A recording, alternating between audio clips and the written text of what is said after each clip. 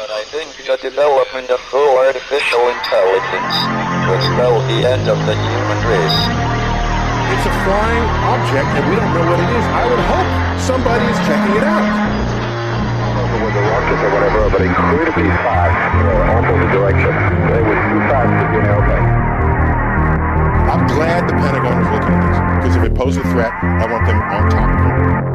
Well, the craft generates its own gravitational field. You said there's lights in the sky? The internet has become the command center for criminals and terrorists. 911, what's your emergency?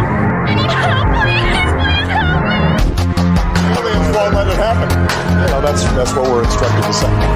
Roswell, Area 51. Alien kept deep under the ground. 1, 0,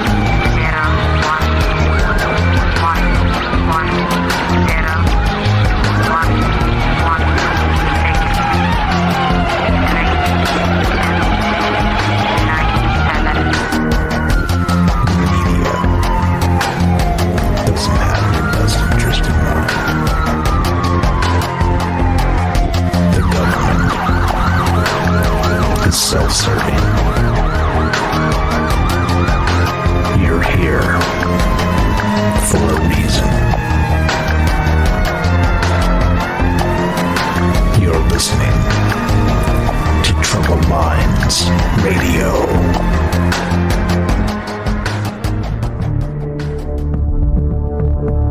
Broadcasting live from a secret bunker just off the extraterrestrial highway. Somewhere in the desert sands outside of Las Vegas. From somewhere in space-time, loosely labeled Generation X on planet Earth.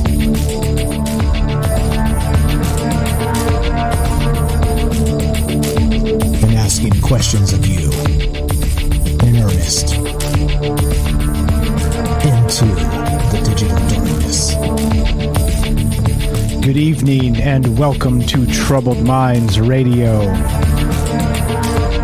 I'm your host, Michael Strange, and hello to all of you who may also have troubled minds. What's going on, guys? I hope everybody's doing well. Happy Thursday. Thursday is one of the days we get together and talk about all the things we're not allowed to talk about. Monday, Tuesday, Wednesday, Thursday at 7 p.m. Pacific. And what are those things, you may ask? Well, if you've been paying attention, those things are, just in a nutshell, because there's really too many things, because we talk about so many things, but those things begin a little like this. Aliens, conspiracy, the paranormal, the government, academia, the 24-hour news cycle, propaganda, and the general feeling that we live in the upside down. And of course, we do this live to include you. It's always really been the premise of this show is a conversation. It's not me lecturing or trying to teach anybody anything. I find some fascinating things and hopefully start a conversation, and you call me.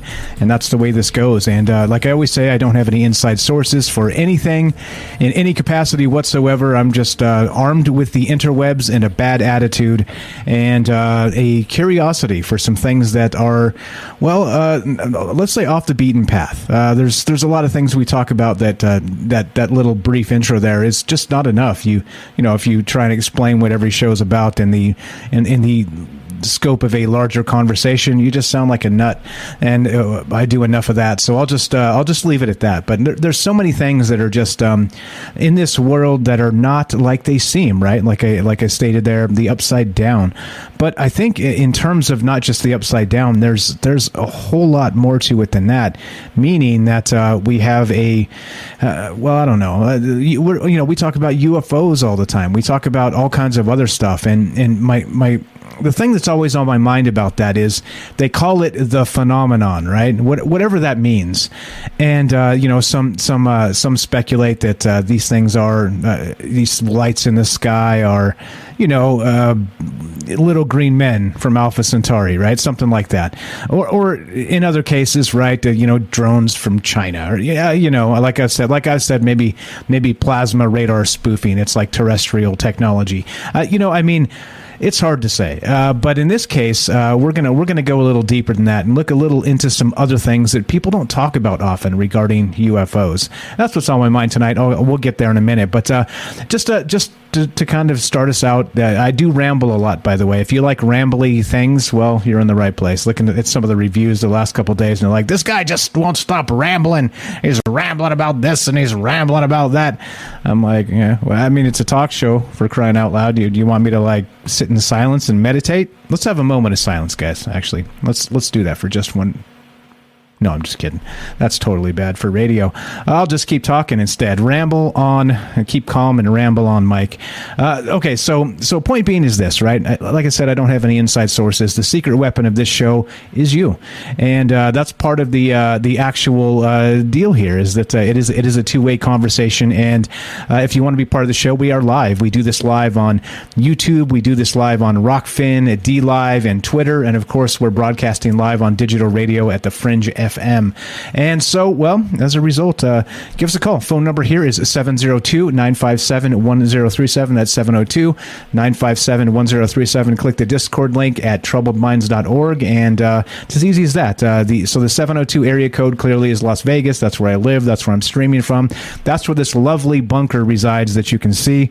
That's Las Vegas for you. It's, by the way, almost shorts weather. I hate to brag, but it's getting warm here already, so you snowbirds, I apologize, but it is just about shorts weather again, so we're gonna have to do hashtag no pants till November one more time, meaning just shorts instead. But okay, so the thing is that, like I said, it is a two-way conversation, open phone line the entire time. If you get an idea and you have a theory, you just want to say hi, show feedback, it's all open. We don't screen calls. I just ask that you don't curse on the radio and you just, be polite. That's all. It's simple. We take all comers and all ideas, and it doesn't matter, religious, non-religious, everywhere in between. You guys decide, and it's all good. That's because these conversations are open-ended, non-linear, and we'll take it wherever you want to take it. So, okay. So with all that said, one more time, 702-957-1037. Click the Discord link at troubledminds.org. We'll put you on the show. Discord is a chat client. It's a voice client. It's completely free, and it's a great way to talk to our international friends without those bizarre toll calls that still exist in this digitally connected world. Somehow there's still toll calls. Anyway, I digress. Okay, so there's that. Let's see, I covered that. Rockfin, D Live, YouTube, Twitter, Fringe FM. Also, please join the Fringe Discord. I'm watching the chat over there as well. Trying to watch the chat in all the places, and just trying to keep up with all you guys, because that's, like I said, that's what it's all about. So fringe.fm/chat, that will give you a direct invite to Fringe, and I'm watching that chat room as well as everything else. And the final thing, one more plug before we get going here, is please download the Fringe app. You can find that at your iTunes or Android app store. It's completely free, and it's the most convenient way to listen to Troubled Minds. Just download the app, smash the play button, 7 p.m. Pacific, Monday through Thursday, and you'll get me, little old me, and little old you, and whoever else might be listening.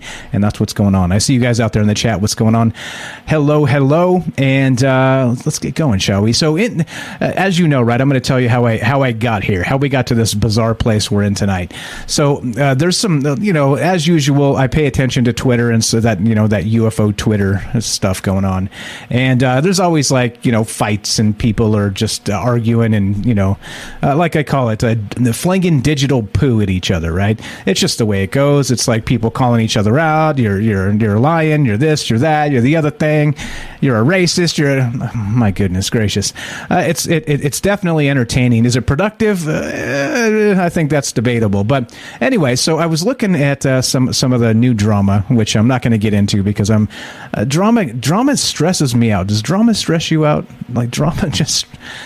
it's literally like the cancer of society, in my opinion. People just causing drama for drama's sake. But anyway, anymore, that's how you make a name for yourself. You just you crap on people publicly, and then you make a name. So you become somebody. You're a star. You learned how to crap on people. Anyway, I digress there again. Rambly. Hey, if you come to a talk show, an unscripted talk show, and you're mad that I ramble, I don't know what to tell you. I'm sorry, bro. I just don't know what to tell you. I always say this, too, by the way, speaking of rambling, because it is Troubled Minds, and I am Michael Strange, and this is a show that I created from nothing. It's licensed to ramble, right? But point being there is that I think that just talking is, one, it's a way sort of stream of consciousness style.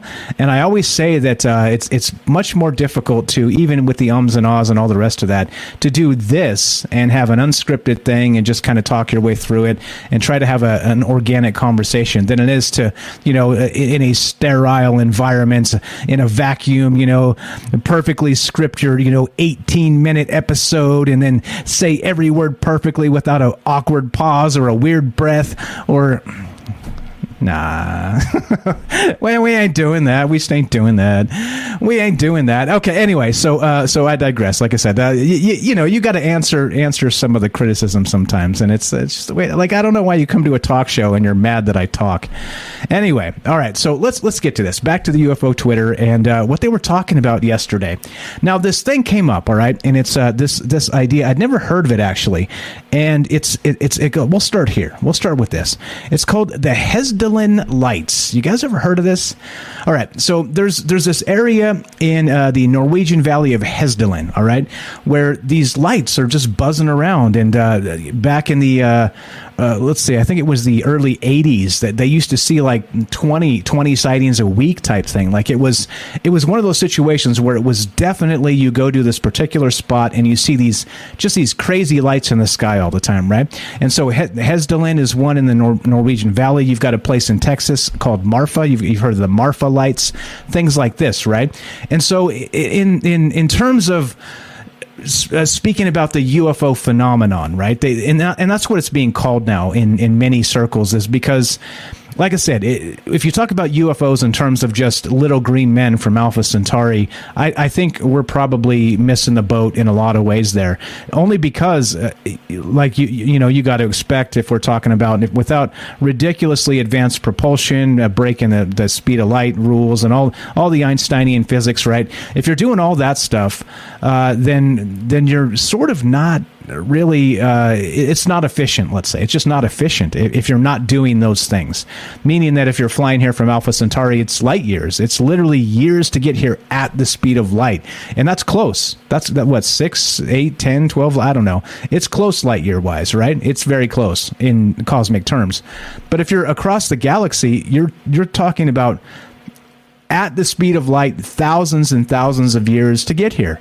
It doesn't make sense. Like even in the most technologically advanced society, it just doesn't make sense to load some people or even robots on a rocket or something. I say rocket, but you know what I mean. Whatever the alien equivalent of that may be. Well, I don't know, a UFO maybe, but something like that, right? From across the galaxy, and we're just talking our galaxy. Like, how many damn galaxies are there, and how far away are those?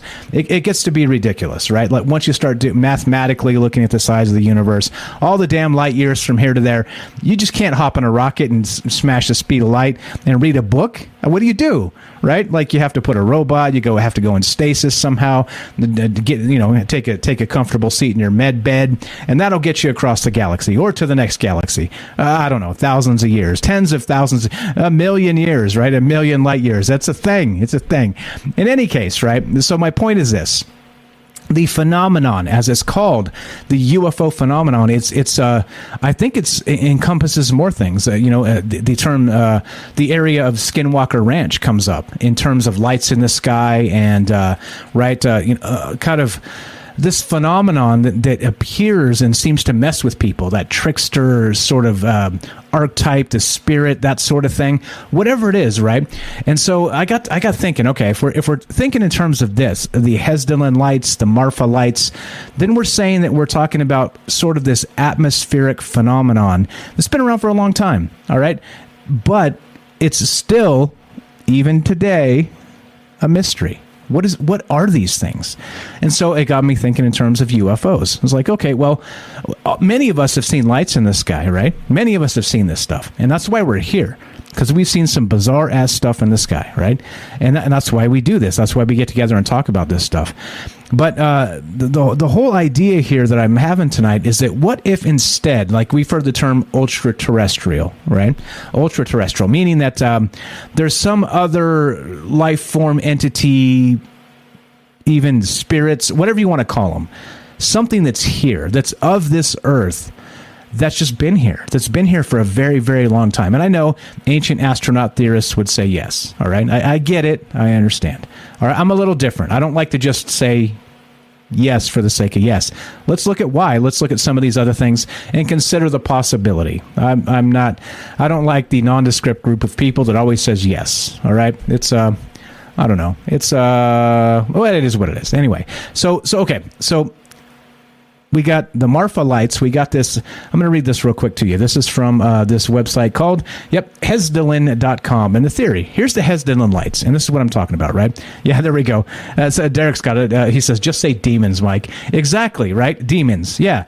And that's the thing. That's actually another good point, is what was on my mind before I started tonight. It's like, okay, look, so not only do we have this maybe ultra-terrestrial, like nature spirits, which we're going to get to tonight, nature spirits, elementals, this idea that maybe these spirits that have just been part of Mother Earth, part of Gaia for forever, since literally this thing became a thing, okay, which was billions of years ago, we're told. So the question is then, right, so as we begin, so before we get to the demons and the rest of this, what are these things? The lights in the sky, right? We know that Dr. Stephen Greer says he can summon UFOs, right? Like through some sort of meditative process, CE5, they call it, Close Encounters of the Fifth Kind. I have my doubts that it's some sort of extraterrestrial presence, okay? I think it's more likely that they're maybe Earth spirits, right? That maybe they've been watching and in tune with us for a very long time, and, you know, that sort of meditative process is calling Earth spirits to us, right? And we'll get to the elementals and those planes and that type of stuff. But my point tonight is this, right? What is this stuff? Again, I find it less and less likely, the more you read about some of these crazy things that happen, that lights in the sky are little green men. I just, it's difficult for me to buy that thing, right? I know we talked about, last night, we talked about reptilian aliens, right? Well, I'm not talking about that tonight. I'm talking about something completely different. And these lights in the sky being maybe some ultra-terrestrial nature spirit, elementals, or, well, even demons. Even demons. Just say the word, Mike. Just say the word. Okay, but here we go. This is the Hesdalin lights. Check this out. And, so questions real quick. So the question, what's on my mind tonight? All of these lights in the sky, we see them, and they're different, right? Many people have seen them, so many eyewitness accounts. People have like legitimate footage of some of this stuff. And of course, a lot of it's fake and a lot of it's BS and all the rest of that, right? I know that, and I'm not foolish enough to believe that every photograph you see of some blurry thing's a UFO, an actual unidentified flying object, okay? I'm not that foolish. I am foolish enough to have a paranormal talk show, unscripted and rambly good, by the way.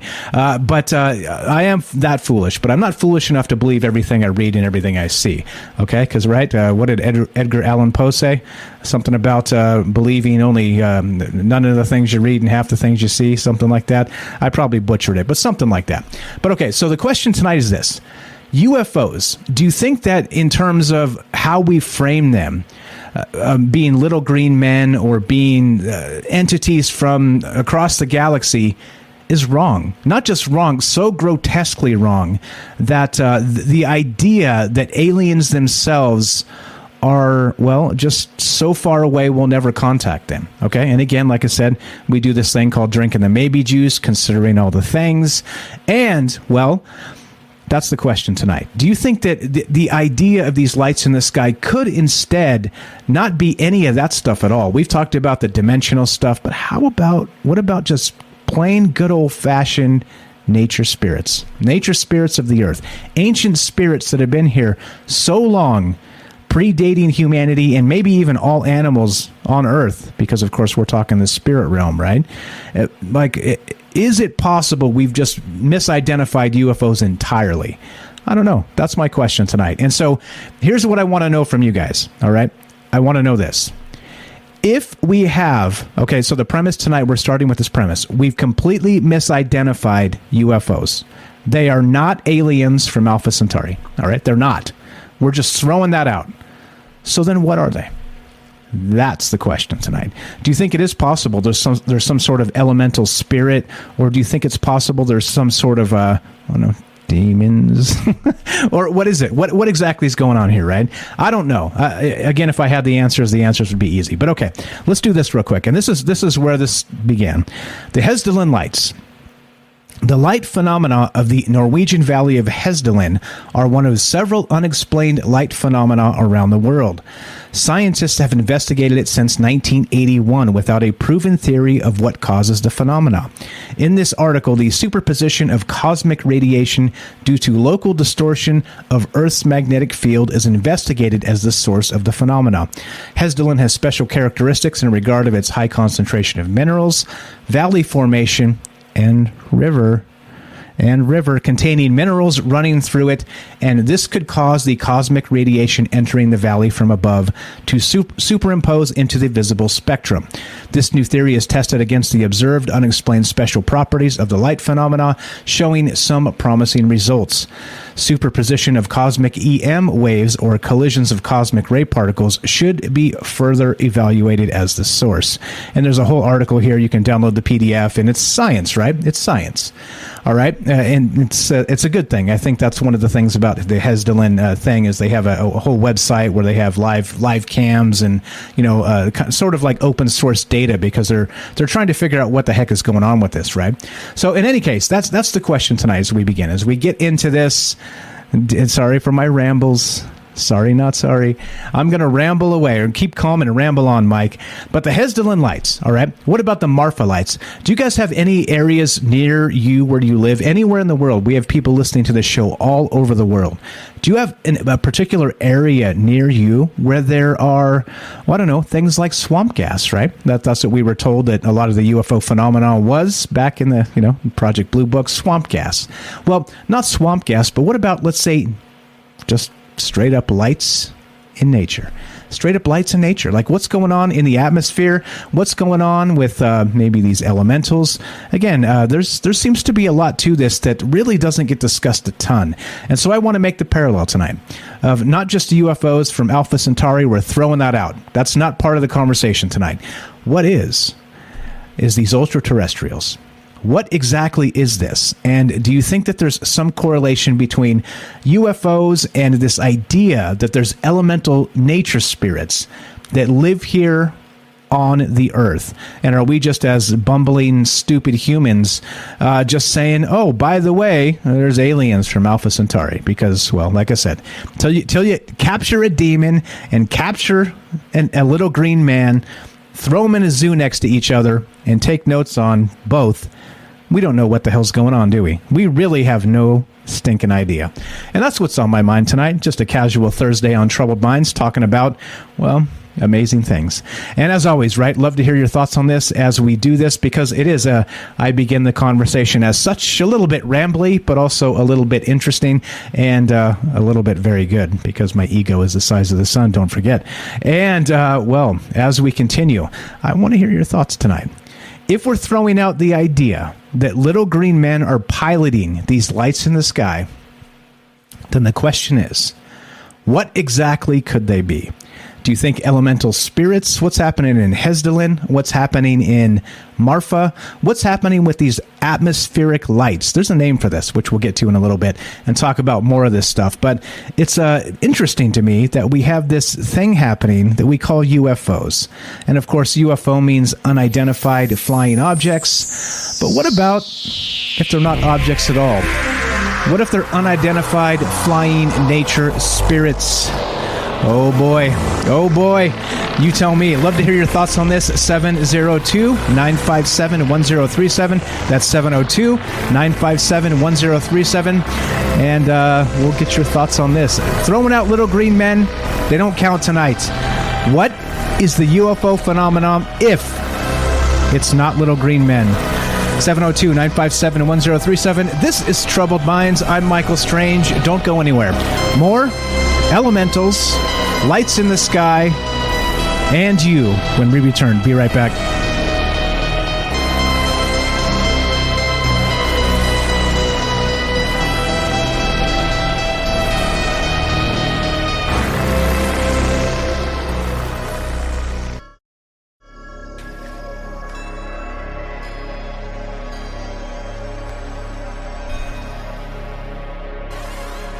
Welcome back to Troubled Minds.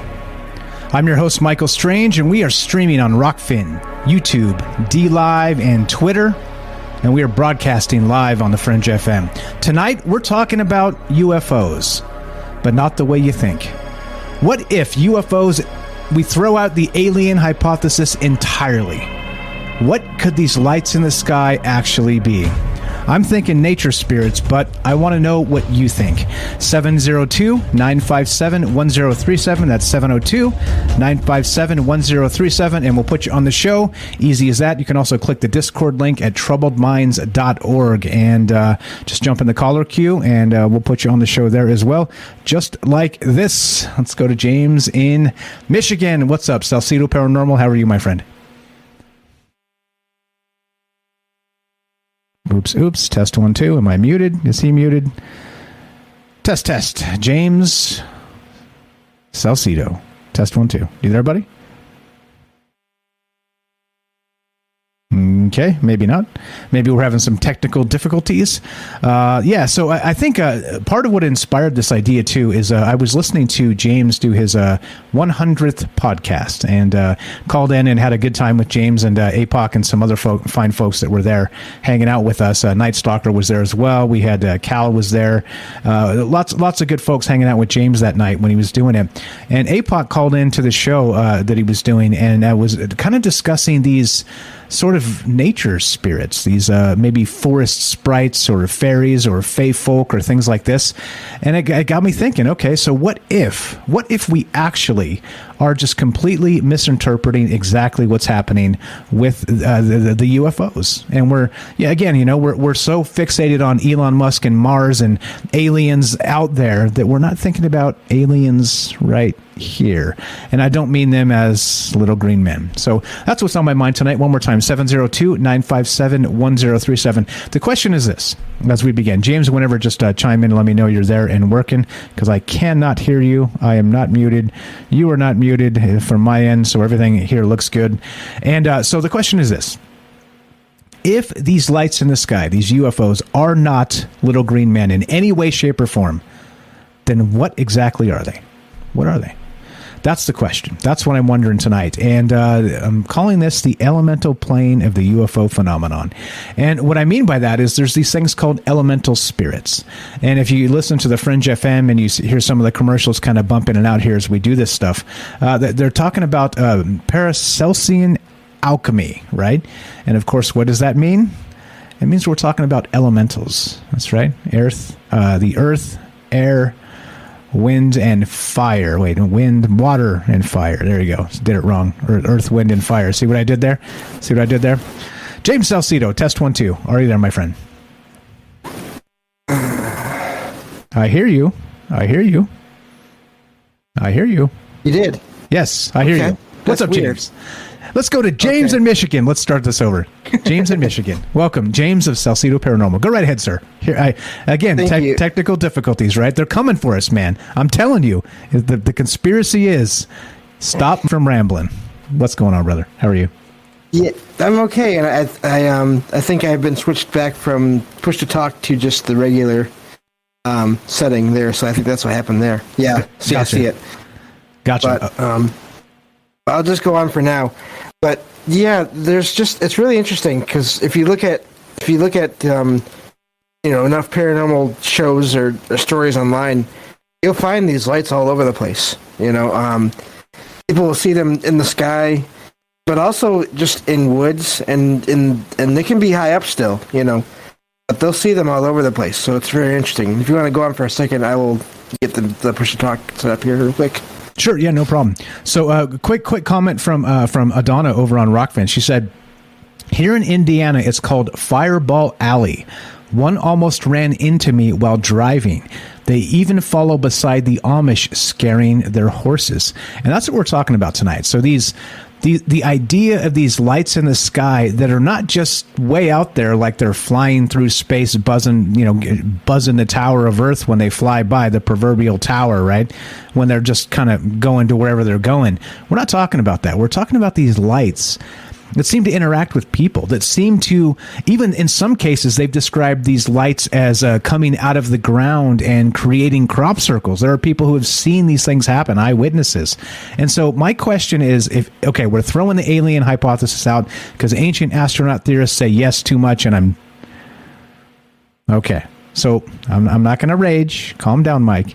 But Calm down, Mike. Calm down, Mike. But the question tonight is this.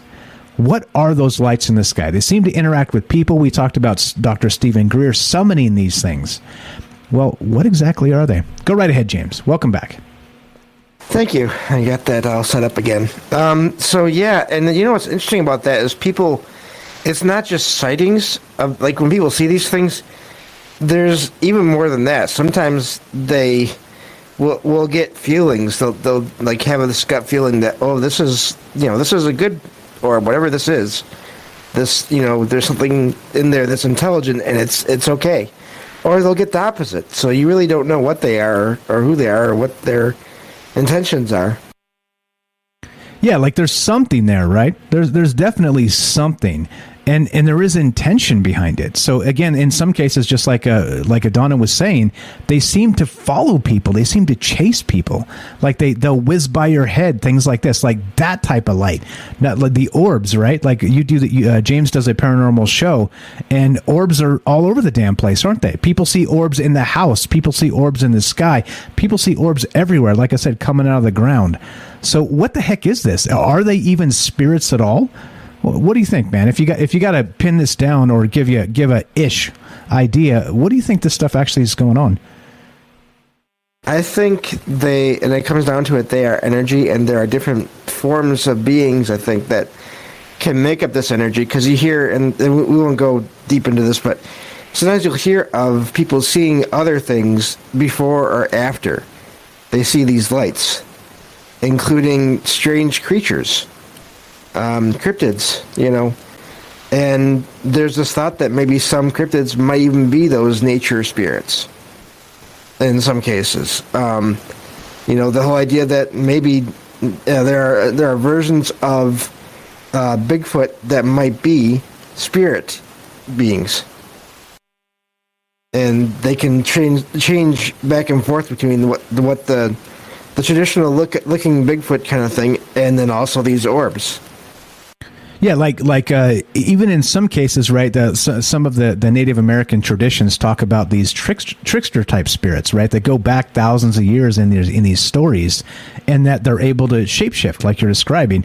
Like even at the Skinwalker Ranch mythology is something very similar. And not only that, on Skinwalker Ranch they say that these orbs appear and do chase cars and things like this, and in particular areas. So I wonder if it is some sort of shape shifting trickster spirit, like an old school nature spirit that's been here for, I don't know, like 1 billion years or something, right? Something like that. Yeah, and I mean, if you think about, in a lot of cases, what these spirits seem to be after in one way or another is energy. And if you think of electronics and vehicles, that's a moving source of energy, Even if they don't want necessarily to get into the vehicle, they could also, in some cases, be curious. What is this thing? If they're from that far back, billions or even thousands of years ago, they could be wondering what is this thing that these other beings are in? It's not living. How is it moving? I love it. It's like the spirit dog chasing the car. It's sort of like that, right? Like infamously, dogs chase cars. They just do. Like my little dog, if she wasn't on a leash and a car drove by, she's like, going to chase the thing. I'm like, hey, settle down, calm down. But like, funny enough, right? Maybe that's it. Maybe they're sensing that energy, that combustion engine, the heat, we talk about energy doesn't, you can't destroy energy. It just changes form. Maybe they're detecting that presence and trying to communicate somehow by chasing cars, right? That's a hell of an idea. I like it. Well, and it just makes me think, too, I think in some cases, and I'm not saying we're doing this now, but we tend to give human characteristics to other things, and maybe we do that with some of these orbs, and it might not be a humanoid intelligence in the way we think of. So that might also be why, in so many cases, these things just do things that don't seem to make sense to us. because they're not like us. Exactly right. Yeah, I don't know. And I think we need to start thinking about this stuff in just in other terms, They call it the phenomenon, right? It's becoming a thing to call it. It's not UFOs anymore. The term has become UAPs, which is unidentified aerial phenomenon, which UFO is unidentified flying object. So at some point, maybe they're not even objects at all anymore. And I think that's sort of the way we should be checking into this, because it seems like the little green men thing is a fanciful idea from the 1950s. You know what I mean? Martians, the Mars attacks, the rest of this stuff, War of the Worlds. I'm not so sure. I'm not sold on that stuff at all. But if you're talking nature spirits, probably. I'm probably more inclined to believe in elemental spirits or something like that. So you again, as everybody knows, James here does a podcast called Salcedo Paranormal. He talks paranormal stuff 5 nights a week, and so literally the one thing that comes up over and over again, probably the most common thing, is orbs. Right? People seeing these orbs. Yeah, orbs or light. Some cases people just see a flash of light in the air or the sky. And I mean, if they just see it for a second, who's to say that's not some kind of an orb just going by really fast, or just it's so big, maybe possibly that all they see is the flash. So it's really, I think that light and energy is really at the heart of a lot of the paranormal. I mean, maybe even most of it. And I think we just have to be more open to stereotypical, what am I saying here? We have to consider more than the stereotypes. We have to consider more than just the nuts and bolts UFOs, or the basically animals that are just regular animals, which I don't doubt that there are those things possible. But we have to consider all the options of what these could be, and that would include energy beings of one kind or another. 100%. And that's what we're talking about tonight. So the question is this: what do you think? These UFOs, is it possible they're nature spirits, elementals, ultra-terrestrials, dare I say demons? We talked about that quite a bit, but I don't know. James, you are the best, my friend. Give James a follow, please. He's got a podcast called Salcedo Paranormal, like I said, and you can't hear us, really? For real? Is something broken with Discord? That could be it, right? I don't know. I hear you, so I don't know. Yeah. Not sure. Okay. All right. Okay. Yeah. All right. So something's broken here. Okay. So please give James a follow. Scroll down. Link is in the description box below. It says follow James here. And appreciate the phone call, James. You are the best. Always a pleasure to speak with you. Catch you later on tonight, I'm sure. Yeah, no problem. Thank you, and thank you for dealing with my tech issues there. Hey, man, it happens to the best of us. It's been happening all week. What's the conspiracy with that? They're on to us, aren't they? It's happened to both of us, too. My show, too, here and there. So, yeah, it's weird. It's weird. It's weird. Oh, well. Have a good night. You too, bro. I'll catch you later. Good stuff. So that's the question tonight. This is what's on my mind. Again, we're going to go back to this idea of these. They're called atmospheric ghost lights. All right? Atmospheric ghost lights. Derek, if you're there and you can hear me, just pop in whenever. If not, I don't know why you can't hear me. Maybe restart Discord. I can restart Discord as well. Let me know. Hold on. I'll type this out. Okay, so the thing is this, right? I'm going to read this real fast. Atmospheric ghost lights are lights or fires that appear in the atmosphere without an obvious cause. Examples include the Onibi, Hitodama, and will-o-wisp. They are often seen in humid climates. According to legend, some lights are wandering spirits of the dead, the work of devils, or the pranks of fairies. They are feared by some people as a portent of death. In other parts of the world, there are folk beliefs that supernatural fires appear where treasure is buried.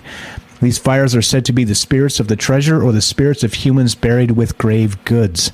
Atmospheric ghost lights are also sometimes thought to be related to UFOs, and that's what we're doing tonight. We're doing UFOs and atmospheric ghost lights. And again, how are they related? We're talking about these nature spirits and all the rest of this. So if you want to be part of the discussion tonight, what do you think? 702-957-1037. That's 702-957-1037. We'll put you on the show. And just like this, Derek's restarting. Let's go to Daryl. Daryl, you're on Trouble Minds with Mike. Please mute your stream. And what's going on? How are you? Test 1 2. Hopefully Discord's not broken for you as well. Hello, hello? Daryl, are you there? Daryl, are you there? Test 1, 2. All right. I think I'm going to restart my Discord as well. I'm going to bump Daryl out. Oh. Oops, gotcha. All right. What's going on? How are you, Daryl? Hi, very good. Great conversation as usual. Thank you. Can you mute your stream, please? It's coming through. Oh, it is. Hold on a second. Let me just delete all of my tabs, okay? All right. Except for this one. Okay. Is it still coming through? Still coming through a little bit. No, just deleted everything. I think we're good. Go right ahead. So, what's your thought on this? Okay. What's your thought on the idea? Let me just get my notes here. Okay. Okay. So energy. I agree with James. I think maybe it's something that maybe our collective consciousness creates. You know, that makes those like orbs, perhaps. That was one thought of it. Also, the thing like the crop circles. There's something about sacred geometry in the crop circles, and it could be just the Earth making, some kind of geometry. What is that noise? I don't know what that is. I'm sorry about that. Okay. But there are some thoughts that the Earth actually makes those. Like Mother Earth is smart enough to make some kind of geometric shapes. Elementals. There was some guy, his name was something Webster. He had something called the Webster phenomena. And he used to see these clouds that would look like people or look like faces or like an eyeball that was watching you. And the clouds would actually eat the chemtrails, believe it or not. And you would watch him watching the clouds, on a video, and they would eat the chemtrails. So he called them elementals also.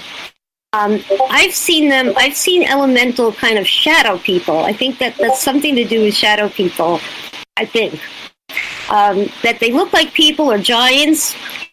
I don't know. There's something about elementals that might be some other dimensional thing, and I don't think they're ever going to cross into ours necessarily. I don't think they can really do us any harm, and I don't think we could do them any harm. I wonder if they look at us like the way we look at them.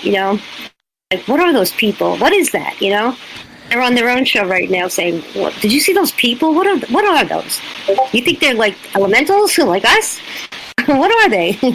Yeah, well, exactly. And like James was saying, maybe they don't even sense us. Maybe our energy output as people doesn't register to them, and so they do chase things like cars. And so they're, maybe energy sources. There's that whole UFO trope of UFOs coming and messing with nuclear power plants and nuclear weapons stations and things like this, right? So maybe they're sensing like that high level of energy and trying to communicate, right? I mean, that's an idea. Mm-hmm. Yeah, it could be. Interesting. Funny comment from Tam Bam over on Rockfin says maybe orbs are like dogs and are just sniffing butts, and maybe in this case the butts are energy, high energy output is coming from energy butts. Yeah. Maybe they're just sensitive to smell and energy. Odors and energy, nothing but that. Here's the joke, Daryl. Here's the joke from the Ramblin' Man. Now that is a hot butt. There you go. All right. So what do you know about the elementals and these nature spirits? Do you think that maybe this is possibly what we're talking about here, this phenomenon of these orbs we're seeing in the sky that are maybe interacting with cars or power sources, like we said? Do you think it's possible that there are these maybe elemental spirits that have been part of kind of earthbound spirits, they're called, that have been here for 1 billion years or so? You think that's possible? Something, it's supernatural until we know what it is, and then it's natural. So there's something about it that's very scientific, There's got to be some science to it. And I think once we understand what they are, it won't be that paranormal at all. I don't think they're that paranormal. I'm not sure, I'm not sure, but I think there's a good explanation for them, I think. I've had orbs in my house that I can't explain either. Like, sometimes they move very... not predictably, they don't move predictably. So like dust would move predictably, but these things definitely don't do the, something predictable. So I can't tell, to say they're all dust or just something on your camera lens, I think there's something about it that's energy, but they could be some kind of drone. Maybe there's some sort of drone from another planet, they would probably send some sort of like rover, like we send the Mars rover, to investigate Mars. It could be some sort of, remote controlled, interplanetary investigational tool, could be.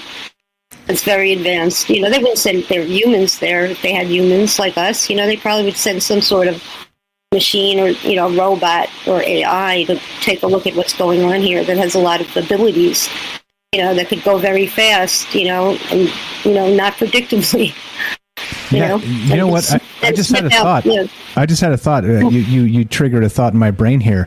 So what if, like you said, it is some sort of advanced probe from somewhere else? Well, last night with Ash on the show, we were talking about remote viewing.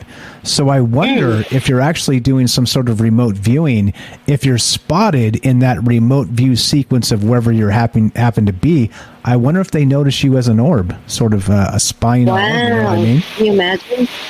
Wow, maybe we appear as orbs to them. That would be crazy, right? Yeah. They can't even identify us since we're just some sort of other energy according to their point of view or their perception of us. Maybe our perception of them would be so different if we really could see them. Maybe they look like flying people. Who knows? Or I don't know. Yeah, exactly. That's the beauty of this. I don't know either, but it is definitely fun to speculate. So if we're throwing out the idea of little green men as the source of these lights in the sky, let's say most of them. I don't like to be completely absolute about anything, but let's just say for the most part, we're throwing out the idea that the aliens are here, Alpha Centauri, UFOs as objects. What about these orbs in the sky? If you got to pick one thing, what do you think they are? I gotta think that. I don't think there's like just UFOs and that's it, and you can't have an alien attached to a UFO, You don't have a machine or an object like that without something else behind it necessarily, I think there's some obviously an intelligence to it. It just could be something that's pure energy that we're creating, like a poltergeist, that we don't understand, that maybe we have a collective energy that just creates these kind of like stagnant, things that are just flying through the air. I don't know. But I think there's something to it. I don't think they're just there. I don't know. There's something intelligent about them. Don't you think they're a little more intelligent than just something, some kind of force of nature? Yeah, I think that's the whole idea here is that we're talking about them as sort of intelligent entities instead of just these atmospheric ghost lights is what they're called. So yeah, I don't know. No answers for me. You know me, I'm the questions guy. I'm not trying to assert anything on anybody. We're just having a conversation. So I appreciate your take, Daryl. We're just about out of time. Thanks for spending your time with us tonight. Thanks for popping in here and saying hi and giving us your take. Daryl here has a YouTube channel. She's a singer. She sings in French and English. Check it out. Scroll down. Links in the description. It says follow Daryl here. You're the best, Daryl. You're welcome to stay right there. Just mute up and we'll talk to you later tonight, okay? You got it. Right on. Thank you very much. All right. So we're still talking about this. We're doing this. We're going to keep doing this tonight. So my idea tonight was this. Let's throw out the alien hypothesis entirely. Ancient astronaut theorists say no tonight. And so if we're talking about that in terms of what these lights in the sky may be, what do you think they are? And my idea was, nature spirits. My idea was elementals of some sort. My idea was, what could these be? And I wanted to hear your thoughts. And if you want to be part of this conversation, as usual, love to hear from you. 702-957-1037. That's 702-957-1037. I'm Michael Strange, the Ramblin' Man. This is Troubled Minds, and don't go anywhere. More lights in the sky, elemental spirits, and you when we return. Be right back.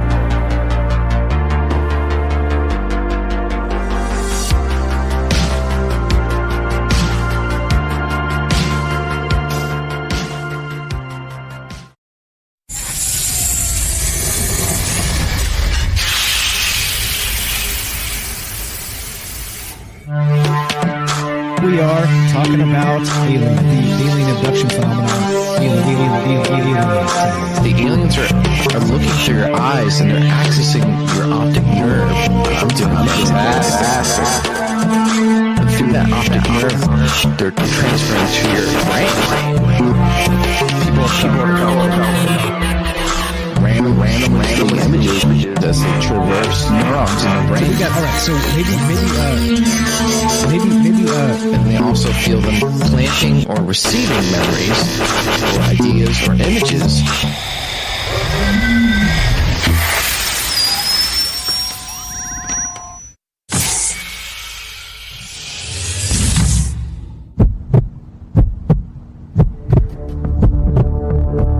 Broadcasting live from a secret bunker just off the extraterrestrial highway.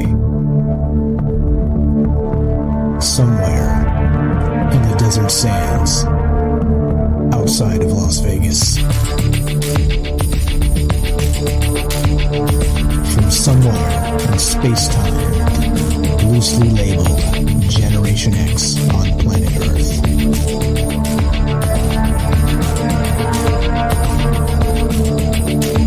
And asking questions of you in earnest into the digital darkness.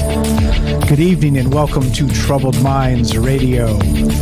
I'm your host, Michael Strange, and hello to all of you who may also have troubled minds. What's going on, guys? It is Thursday night, which is one of the nights we get together and talk about all the things we're not allowed to talk about. What are those things? Aliens, conspiracy, the paranormal, the government, academia, 24-hour news cycle, propaganda, and the general feeling that we live in the upside down. I'm rushing here because we got folks on the line. We're going to get to them.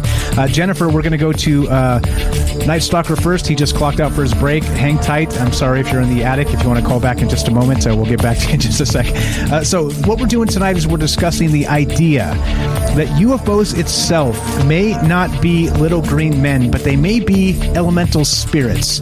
They may be some sort of actual situation with, well, not crying dogs, but instead the idea that these elemental spirits have been here for a very long time, and maybe now they're trying to communicate with us through some sort of energy source or some sort of something else. So as we do this, of course, we're taking your phone calls at 702-957-1037. That's 702-957-1037, and we'll put you on the show. It's as easy as that. Let's go to Derek in Massachusetts. Welcome to Troubled Minds, my friend. Go right ahead. Hey, Mike. Great show tonight. Thank you very much. What do you think? I'm sorry about all the confusion and stuff. It's just that's okay. I'm working and it's a busy night and distracted and everything. All good. But Jennifer, please, if you can hear me, please stay on after the commercial break. I don't want to cut down everyone on the Jennifer time. You know, so don't get mad at me. All good. Go right ahead, sir. All right. So this is one of my favorite topics. This is a great choice of a show, Mike. And as far as like what are aliens? Like, I love bringing up the idea that aliens are probably not just like regular physical craft, that the idea of what aliens are is a probably pretty incomplete picture. And I'm like, while I believe in space, essentially, to make a long story short, I think that, or I like to believe that like all these different types of entities, they all exist, and like we can kind of lump them together as like different non-physical entities and stuff. But I choose to believe that like the fairy, the fae, the elementals, the elves, the gnomes, these goblins, aliens, ghosts, it's all exists. It's a weird, like there's weird crossovers between them and that kind of stuff. But there's also something that can kind of like imitate all of them. Like some kind of trickster entity, like you said, or some type of non-physical entity, maybe something on a different dimensional plane or something that can kind of take the facades, like the facade of whatever these things are. Like ultra-terrestrials is the term I like to use for them, but I'm not sure that like they're I think some of these lights, some of these ghost lights, some of these like forest lights are for sure elementals, and the elemental activity is definitely out there. If you want to like get an expert on elementals, please talk to Rivers. She's like she knows a lot about them, and basically anything I know about them is from her. And honestly, I'm kind of afraid to talk about it because she might get mad at me. But from the best of my knowledge, elementals are like natural nature spirits, like you said. They're natural to Earth. They're like kind of like Gaia spirits, I guess. And I see them as being like, she kind of describes them as they're more just kind of regular animals that kind of have their functions, and you might be able to interact with them in certain ways if you leave kind of offerings out or that type of thing. But I don't necessarily describe to the idea that they're the ones abducting people, and I don't believe they're the lights that we see like in the sky. I think they're like maybe a different type of entity. They're more like what those Konami are, those like things that APOC was talking about, those kind of like forest sprite type deal. But then like with the abduction phenomena and stuff, like who is these things that's taking people like from their bed where they're sleeping and stuff, or who's causing this missing 411? And that can be ascribed to like all kinds of stuff. That could be elves, that could be the fairies. There's like the ancient aliens people, the paradigm that they're using is that like all of these stories from the past, like the biblical stories of like angelic beings or demonic beings, or more like folklore type stories from like the Middle Ages and that kind of stuff, are talking about like the fae and the fairies and elves and stuff. They're all just aliens, that they're all misdescribed, and what they're really trying to talk about is aliens that people didn't have the words to describe, so they call them different things.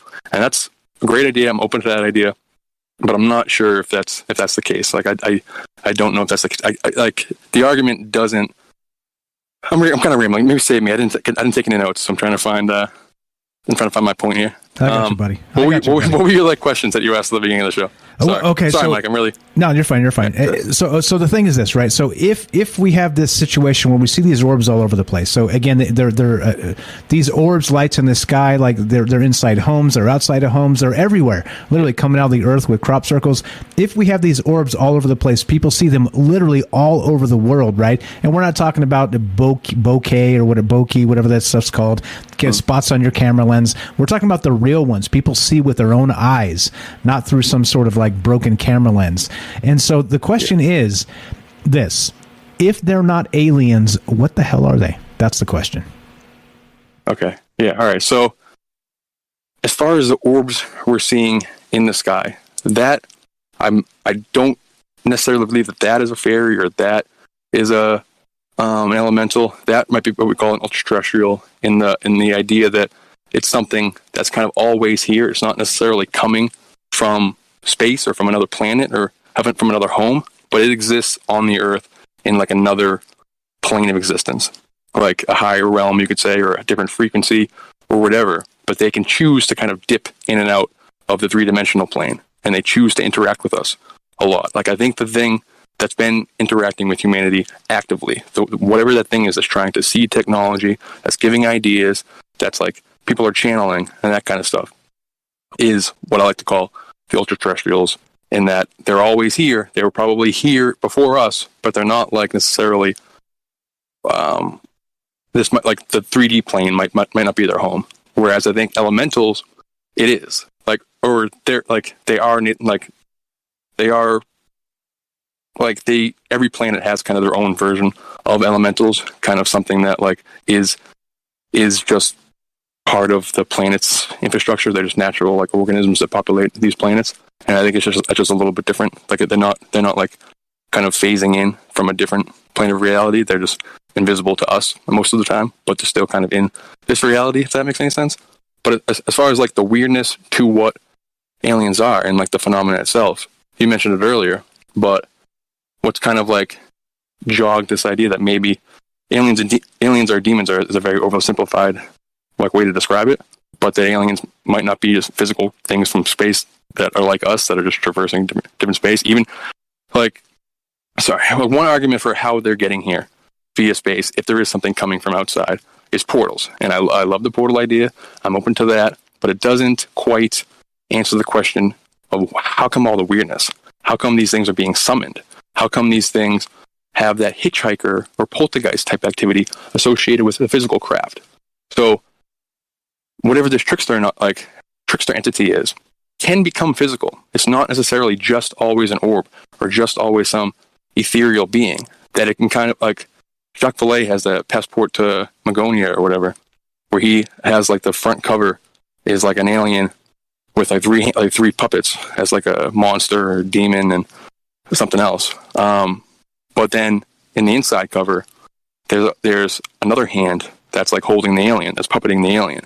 And that's what we're talking about here. That's like whatever this element is that's kind of interacting with us, taking different forms, being seen the way that it's like they can see inside the person's mind and taking the appearance of whatever will make the most sense to them, or they're just something that is too much information to be squeezed into the five senses, so that our brain kind of assigns different ways that they look, but it's not truly what they are. Like I don't know how active they are in what we see per se, but they're the ones that I think are interacting with us, and they're the ones that I think the elites are trying to call. They're the things that when Oreo is leaving out their UFO offerings, that's what they're doing it for. And the offering thing, leaving out gifts for these things, these nature spirits, elementals, fae, fairy, elves, etc. That's something that's been going on forever, you know?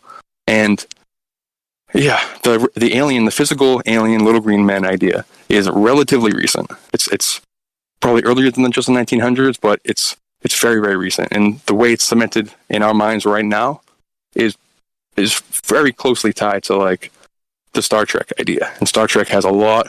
I'm sorry, I'm going to repeat a lot of stuff I talk about a lot, but the Star Trek idea, the fact that we know a lot of how we visualize like cosmic federations and stuff, different types of ships, different types of alien races, all kind of traveling, traversing space. It's from a kind of one source, and that one source, Gene Roddenberry, got that information from a Ouija board session, from a seance, not a Ouija board session, from a seance in Maine in the late 40s, early 50s, with a bunch with the DuPont, with a army general, with a bunch of elites at the time, like the founder of Epsilon and stuff, and they're doing a seance to contact what they believe is something called the Council of Nine, who claim to be from Sirius, but who knows if that's the case.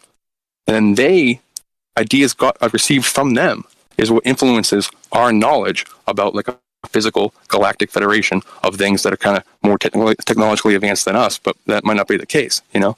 And then this same Sirius planet, the same potential things that are being interacted with, the same location, is also the Sirius that Stephen Greer talks about. And Stephen Greer is the one who has the CE5 stuff you talked about. He's the one who is credited by Demi Lovato, by Kesha, these different celebrities, as the one who showed them how to summon UFOs, you know? And then separately, we have Corbell and his Hollywood friends and stuff that in secret, they're not even really talking, Corbell especially is not talking about it. His friends are on the promotion circle for it, are doing their own version of summoning. They call themselves like orb summoners, and they treat it like it's prayer. They say like, there's very little difference from that in prayer, and they believe it's more of like a fairy thing. They use the term fairy at one point, which has this numerous abduction stuff. Like they have neat, like, I don't know. Sorry, that's a lot of ramble. Save me. Yeah. You're fine, man. No, I think that you're right. I think if I'm a betting man, and I'm not, but I might be, I would put money on ultra-terrestrials, or this idea of these nature spirits instead of extraterrestrials, because I think extraterrestrials would be just a little more obvious to us, you know, more like like we'd be able to identify this, even if they, you know, like in the Star Trek or whatever else, they have like these cloaking devices. I mean, you wouldn't expect them, like somebody said in the chat a little ways up, why would they have lights? Like literally, it makes absolutely no sense, right? They'd be able to. They want to be seen.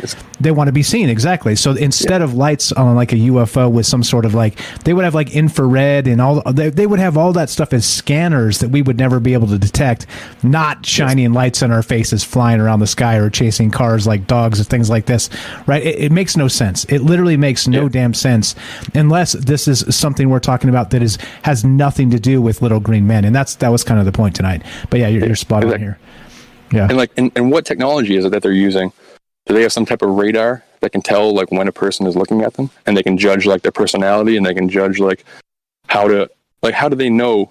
So there's so many weird synchronicities that are tied to a person's UFO sighting that it seems like and people talk about now, like you have to be ready for it. They'll appear to the ones who are ready for it and that kind of stuff. Like what type of technology is that? Is that an alien from space? Is that a technological race, or is that something that's dealing more in magic? And like you can make the case that aliens would be using magic with technology, and I like that idea a lot.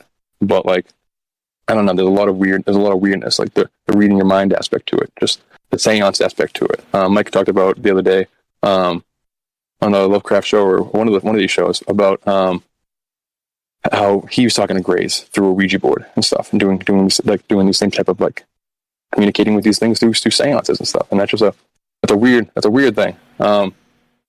So I as far as, are they elementals per se, or are they nature spirits per se? I want to say no, and I think they're a different type of entity, and they might be orbs, and they might be like forest lights that we see for sure.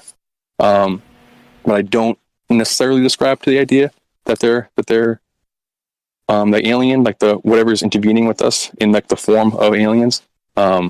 Gotcha. But you can kind of put them all still under the ultra-terrestrial banner. Like whatever I'm trying to talk about, whatever this trickster thing is, would be under the category, the greater category of ultra-terrestrial, but I don't really have a name for what it is. It's something that can take the form of all these things, something that's actively paying attention to us, something that I'm not sure. It feels kind of like we're playing their game. It's so weird that it seems like it's almost like something outside of the simulation who kind of pokes their finger in every once in a while to interact with us to kind of see how it's going to affect it's like the experiment that it's doing on us. Yeah, and then it takes his hand out. The admin, exactly, and we see it as something weird. All right, that's a lot. I'll probably call back later. I'll try to, because people are going to jog my mind. This is too fun of a topic.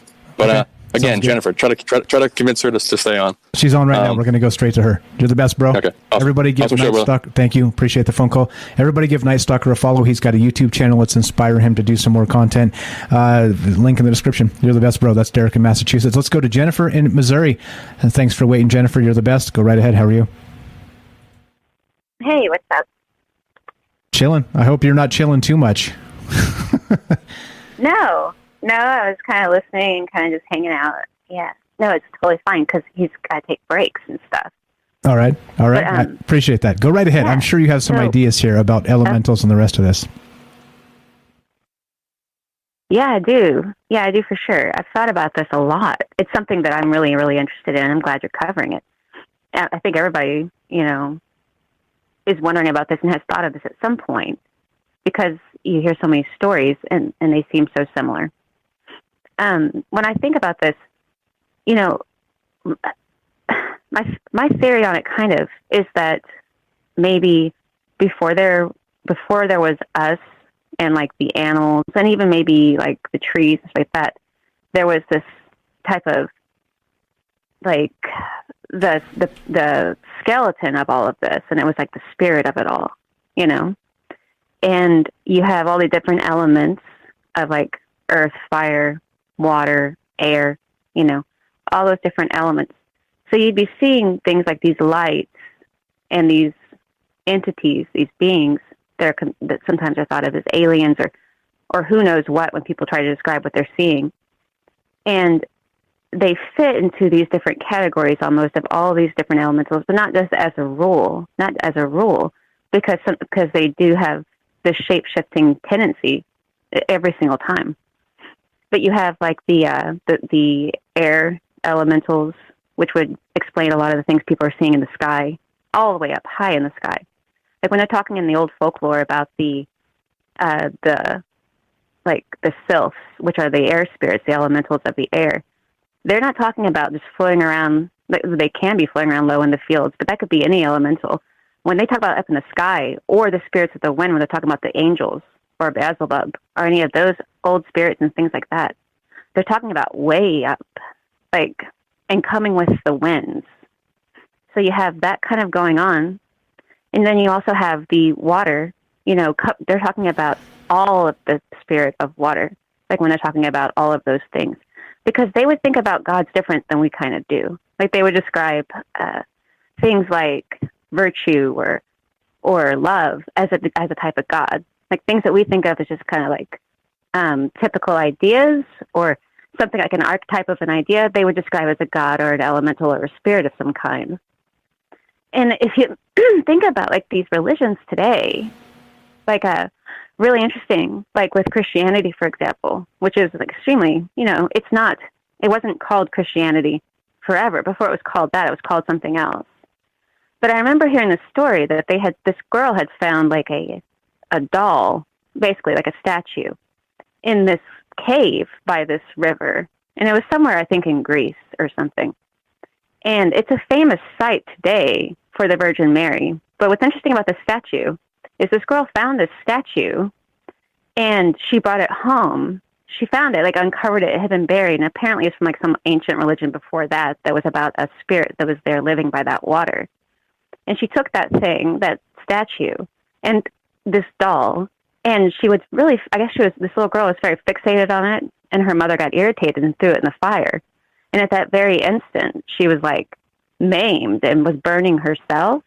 And they got that doll out of the fire, and it stopped.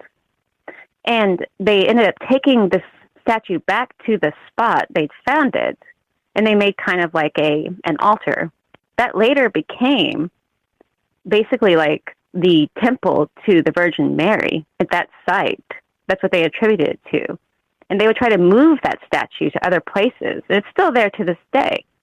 They can't move it. And what's with it also is an alligator, which is just really random in Greece. But anyway, it's there as well.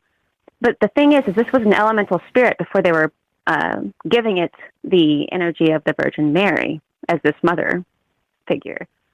But I think what I'm getting at is I do think that these are the elementals that we might be dealing with. And I think let me think of it this way. Like, you have the Seelie and the Unseelie court when you're talking about these fairy realms. And they're basically the same type of description you hear about in the Mala Maleficorum, like the witch's hammer, where they have dukes and generals of hell. And in the Unseelie court, in the fairy realm, they have the same exact kind of descriptions where you have kings and queens and dukes. And you have it in the Seelie court, too, which would be like the heaven of Christ, basically, like in Christianity, and in many other religions that follow these, like European folklores and stuff. They're very similar, the way that they're approaching this. The abduction stories are identical to the terrifying stories people had of encounters and why they were so terrified of them, why they were actually terrified of these fairies and of these different elementals, because they didn't just have these good ones, they had these bad ones too, and they fit the same exact personalities, basically, of how they taking babies out of cribs and exchanging them with something else. Strange stories like that. People disappearing for long periods of time and coming back, and having a faint memory or no memory, and have an extremely large amount of time or a very small amount of time having passed. Very much like with alien abduction. And these aren't just, I think, following nature per se. I think that they are a lot of times associated with people, because you hear about these same stories in cities. And so I think that we are interacting with these, and they are following a similar experience, but I don't know. Jennifer, we got a jet. Can you do me a favor? Are you able to stay over after the break? Seems like you know a lot about this. Yeah, that's fine. Please do. If you want to, that sounds find some place warm. Okay. I'll be back in exactly 5 minutes to get you, okay? Yeah, sure. All right, hang tight. We're going to get right back here with Jennifer. Thanks for hanging out with us. Thanks for being patient. You're the best. And we're talking about the elemental plane of the UFO phenomena. What do you guys think? 702-957-1037. That's 702-957-1037. This is Troubled Minds. I'm Michael Strange. We're here with Jennifer in Missouri, and we will be right back. Don't go anywhere. Don't go anywhere.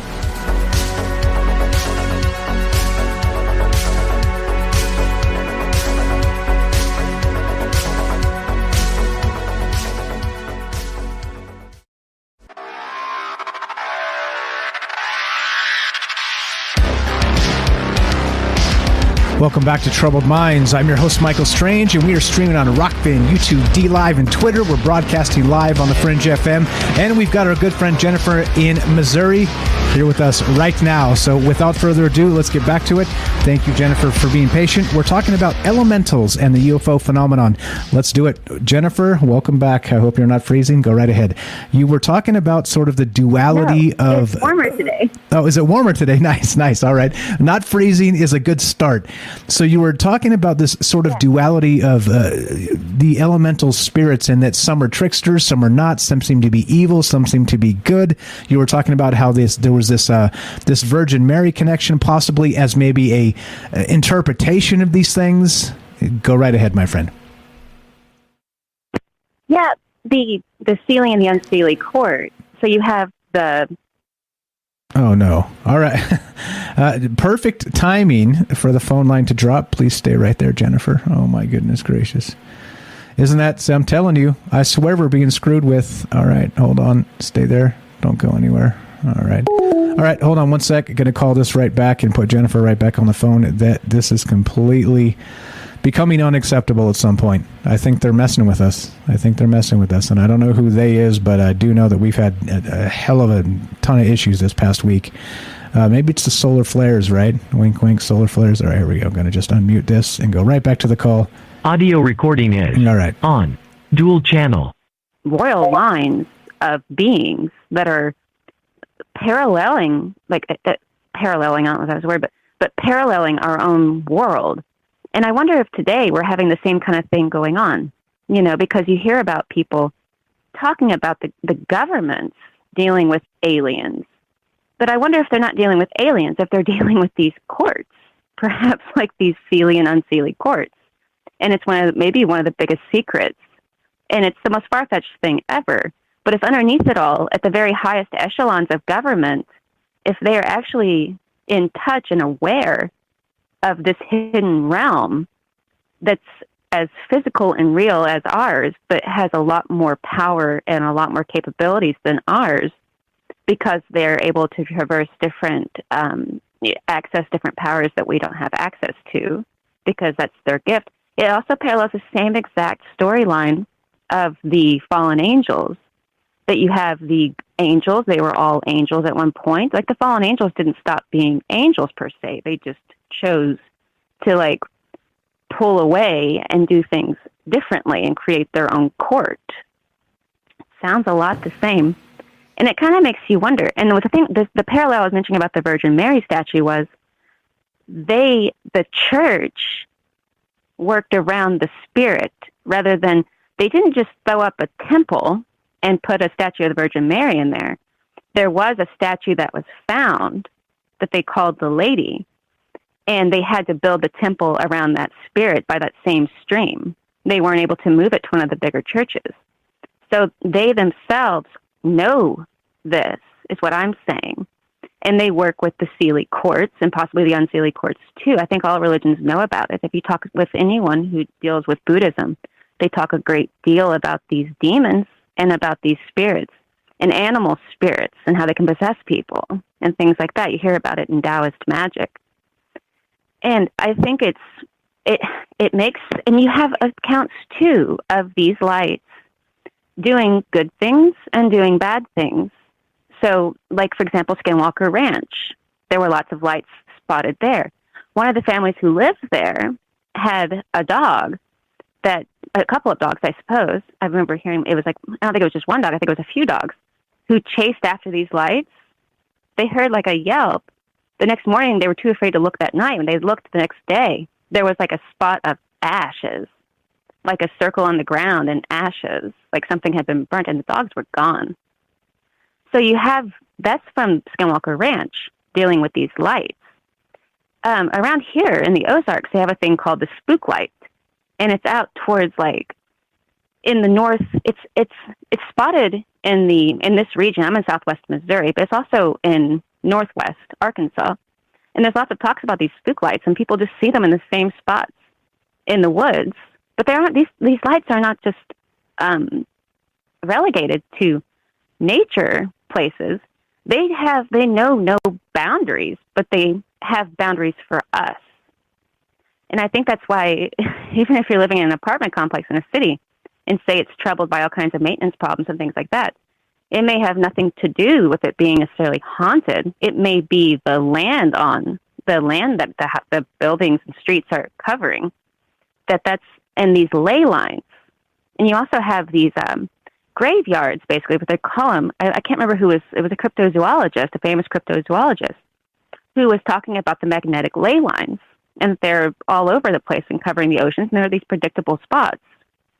In those same spots, you have things like Bermuda Triangle, and then over in Japan, they even had an ocean that people weren't allowed to sail on for a while because they would lose people out over the water. Not just like natural phenomenon, but literally just lose them. And there's talk too, I don't know how conspiratorial it is, but that even the aviation, the flight patterns and everything are actually following these magnetic lines that are on the earth. And it's a conspiracy that might be going on, that they follow a specific trajectory every single time, not just because it's timely, but because it's safer due to these magnetic lines.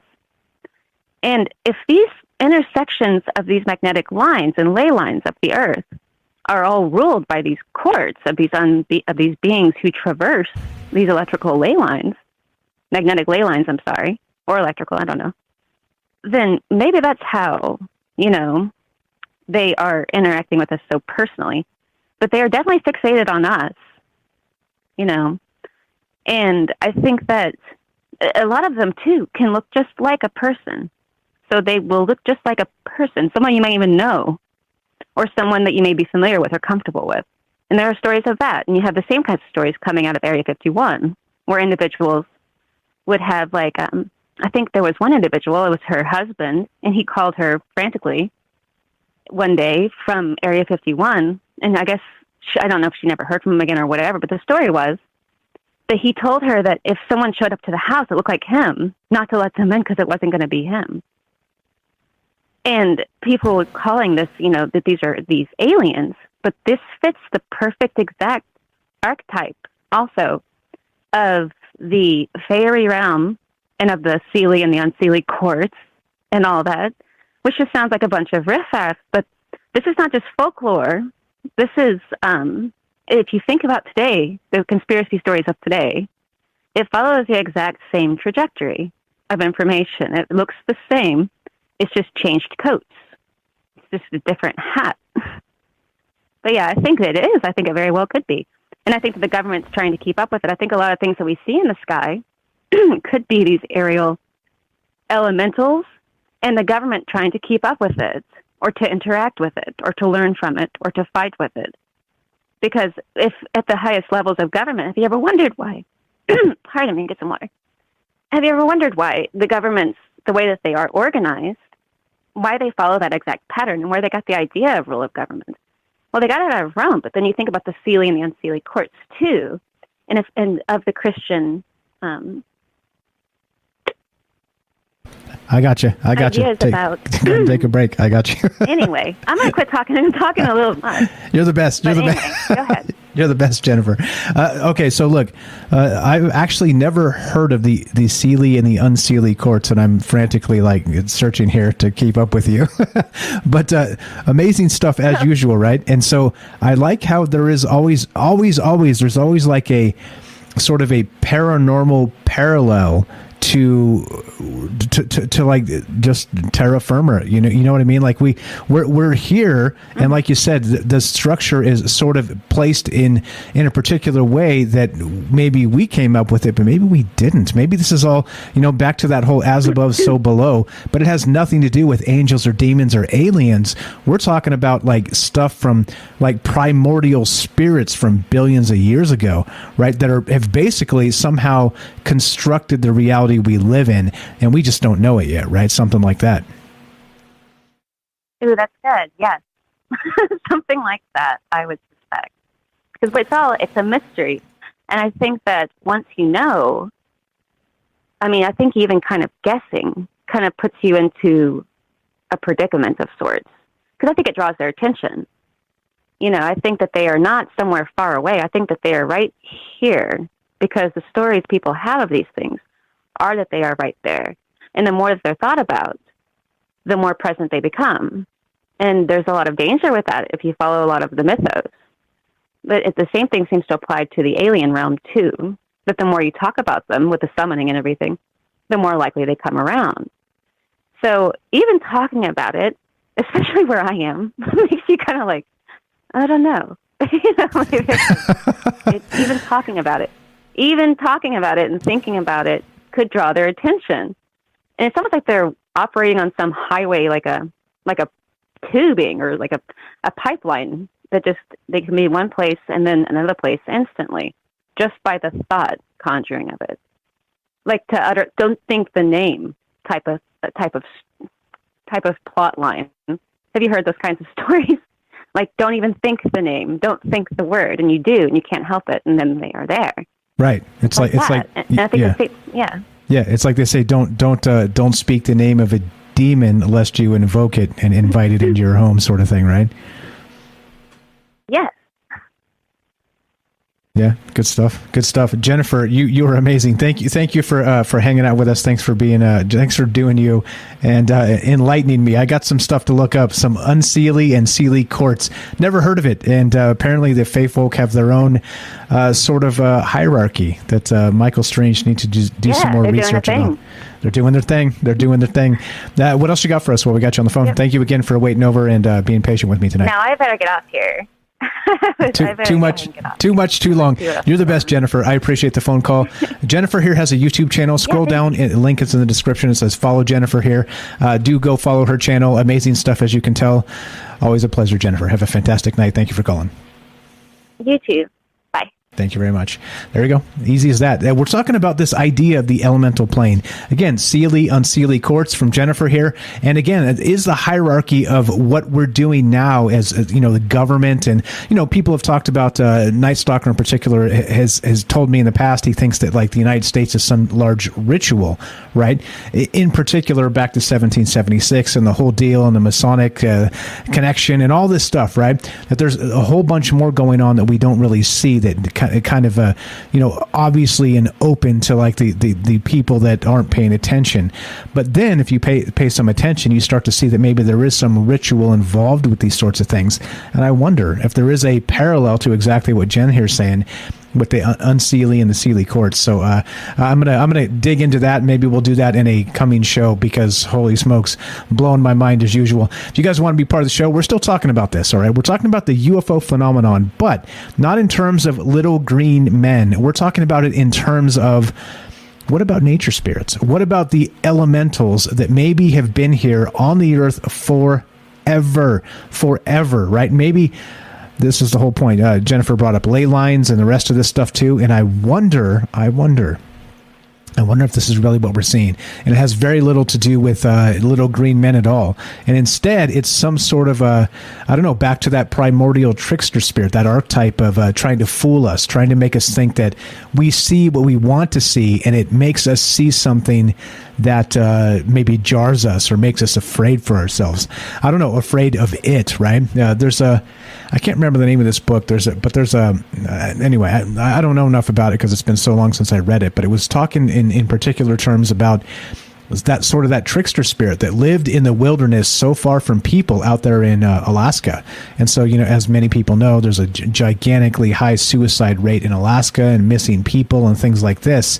And the idea of this fictional novel was that there is that primordial trickster spirit has basically made that area his or her or its home because, it can kind of be out there by itself and then kind of pluck victims one at a time sort of thing. Pretty scary stuff, but I don't know. What do you guys think? As always, right? We're still taking your phone calls. Thank you so much for all the amazing calls. Thanks again to Jennifer. Double shout out for staying on, being patient for the first time and then waiting through the break. Very, very, very good stuff. I don't know. Well, you guys tell me. Like I said, this is not the answer show. This is the question show.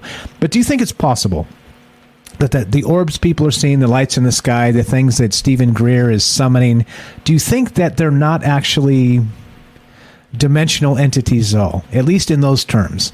At least in terms of, maybe machine elves or something like that, or maybe aliens jumping through portals. But what about if they're actually that ultra-terrestrial? What if they're actually nature spirits that have been here for a very, very long time? Let's go to this real quick, too, as we're talking about this. And there's this thing called ghost lights, right? They call them. They're called will-o'-the-wisps. You guys hear that? You guys ever heard that term? I have. Here you go. Ghost lights used to be called will-o'-the-wisps. They were a weird glow over swamps or bogs.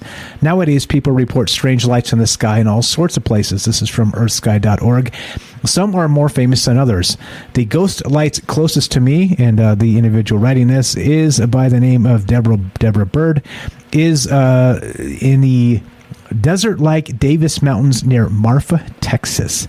But you can see them in the Brown Mountains of North Carolina and other places in North America. They are modern, very ordinary There are modern, very ordinary explanations for these lights, yet people still love to try to spot them. And I'm not so sure it's easily explained away, because there's a whole bunch of this that, so that's Western Texas. That's close enough to me. I should probably go check out Marfa Lights. I should go check that out.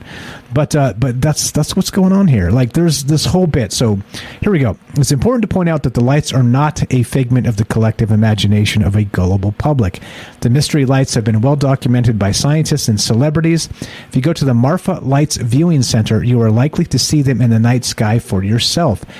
James Dean is said to have been so obsessed with them during the filming of the movie Giant, they would keep a telescope nearby at night to catch glimpses of them. Ghost lights are an ancient phenomenon that occur worldwide. Some people call them will-o'-the-wisps, while others refer to them as swamp lights or orbs. It's hard to say precisely when the Marfa lights first appeared, but there are reports of sightings dating back to the 19th century. But the first known printed account of them showed up in a 1957 issue of a Coronet magazine, where they were referred to as the Texas Ghost Lights. And there you go. There you go. That's probably a good way to round this out. That we began in this situation where we talked about the atmospheric ghost lights, the Marfa lights here, and then of course the Hesdalen lights, which are in a Norwegian valley of Hesdalen. And this is sort of what I'm describing, right? Is I don't know in terms of answers here. Of course, you know me, I just don't know answers with anything, really. And I think that's probably the best way to be anymore, because everybody wants to tell you the answers. But I don't know, I'm so skeptical of people trying to make up some BS and like slide an answer hidden behind some propaganda, right? That I don't know, like it's making me more and more cynical by the day. But I do like to ask my own questions, and that's really what this is all about. So what do you guys think? As we kind of wind this down, we got a few minutes left if you want to jump in here and give us your take. 702-957-1037. That's 702-957-1037. And the question is this, right? We have these lights in the sky. What if you throw out the alien hypothesis entirely, right? It's impossible to get here, light years, etc., so on. It's just too damn far. But then what about if we're still seeing these things, these lights in the sky? Are they these maybe primordial elemental spirits that have been here forever? And they've been here long before people. They've seen the dinosaurs come and go, this type of stuff. As long as you can imagine history, as long as you believe history is a thing, they've been here. And they've been here, and they're watching us, and they're trying to maybe communicate. They're trying to trick us. They're trying to help us. They're trying to not help us. I don't know. I have no idea. How does this work? I have no idea. And if you want to be part of the show, like I said, a couple minutes left, 702-957-1037. We'll put you on the show. But there's a lot to this, in that, like I said, I pulled up a whole bunch here. And let me explain why I framed this in the sense of this. The elemental plane of the UFO phenomenon. This one goes out to APOC with my you guys in your role playing games. So we have this, right? Back in the early 80s, Dungeons and Dragons, right? Back to the satanic panic of Dungeons and Dragons. Well, they had this book called Manual of the Planes by an individual named Jeff Grubb, and they were talking about these. Not just planes, they call the plane of existence that we live in. And again, this is a cosmology from a fictional universe. But as many of you know, the Dungeons and Dragons universe is based heavily on not just mythology, folklore, legends, all the rest of this stuff. It's all very rooted in our very real world. And that's what I found fascinating about this, is that you can find sort of like occult, esoteric type stuff through, some of these old, tomes you can find with leather-bound, dusty books or whatever, right? But also, they dug a lot of this information out and put it into these books, sort of for a modern age. But check this out. The elemental planes have long been a source of adventure in Dungeons & Dragons. This is from DndWizards.com. Princess of the Apocalypse marks D&D's latest delve into the world of the elements, a constant presence within the game since its inception. Air, earth, fire, and water elementals are as old as the D&D game, appearing in the original Dungeons & Dragons rules back in 1974. However, these elementals only became part of something larger when Gary Gygax introduced a cosmology for Dungeons & Dragons in Dragon magazine. In July 1977, he laid out an entire great wheel that included the ultra-pure elemental planes of air, fire, earth, and water. These 4 inner planes existed alongside the material plane and the almost elemental positive and negative material planes. Gygax didn't provide many details, but it was his first look at a cosmic conception. And interestingly and notably, like I said, it's one of those strange things where you can say, yeah, Mike, this is just some fictional BS. But not really. I mean, if we're talking about the planes of existence, and you talk about that Paracelsian alchemy and the rest of that stuff, right? That we're literally talking about the 4 elements. We're talking about, right, air, earth, fire, water is what we're talking about. And so in that sense, it's real. This stuff is real. But then if we're talking about planes of existence, does it or does it not make sense that they would have entire planes full of these areas? Of not just meaning areas of, well, an entire plane of existence in and of itself, but let's say the elemental plane of air has no land whatsoever. It's all clouds and sky and wind, right? And that's it. If you can't fly, you're constantly falling forever, right? Things like this. What about the elemental plane of water? Can you imagine what that exists like? There's no surface. Literally every single thing in the entire area is underwater. You start to see, right? And if we're talking about the planes of existence, like I said, in terms of, just a role-playing game, that's one thing entirely. But what about the planes of existence in terms of maybe void, or in terms of like the positive and negative sort of? What about those ley line elements? What about electromagnetism? I don't know. There's a whole bunch of stuff here that, like I said, it's fun to think about. It's fun to talk about, and that's what we're doing. That is exactly what we're doing tonight, and that's exactly what we do on Troubled Minds. I don't know. Like I said, I don't have answers. I am the rambling man, and it comes out in the comments. In the last 24 hours, a couple comments. One was unlistenable. I was like, cool, bro. Cool story, bro.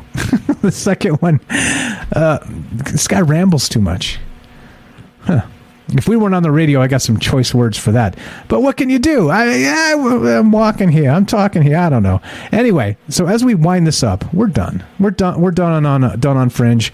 As you know, we go a couple hours on Fringe. And if you're listening to us on the Fringe FM, stay tuned for Joe Roop Lighting the Void. And then after that, of course, Ryan Gable and the Secret Teachings. If you're listening to us on any other platform, stay tuned for a third hour of Troubled Minds as we just keep asking questions. There's more. We can get into this Unseelie and the Seelie Quartz. We can get into the elemental plane of fire, if you like.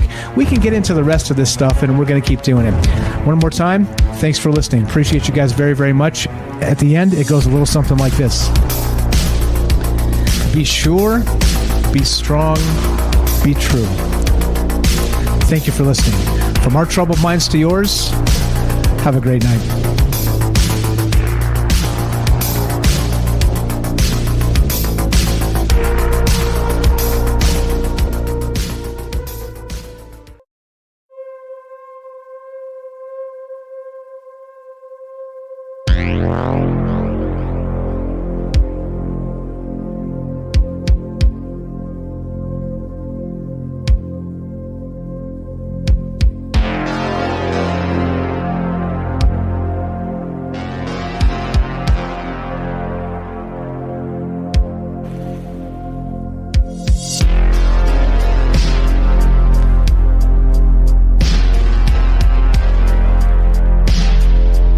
Okay. All right. Hour 3. Troubled Minds coming up. This is the deal. We're still talking about this, right? If we throw out the alien hypothesis.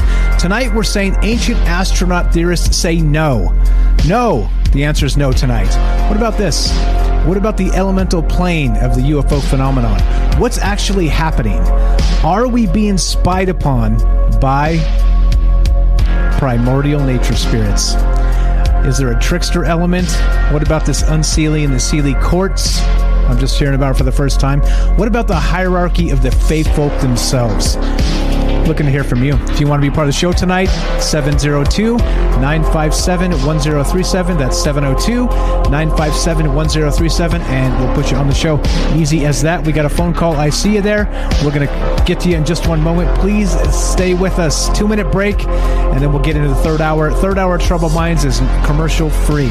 So stay there on the line. It looks like we have Tom Tom in Ohio. Hang tight. 2 minutes. Be right with you. 2-minute break. More Troubled Minds on the way. Don't go anywhere.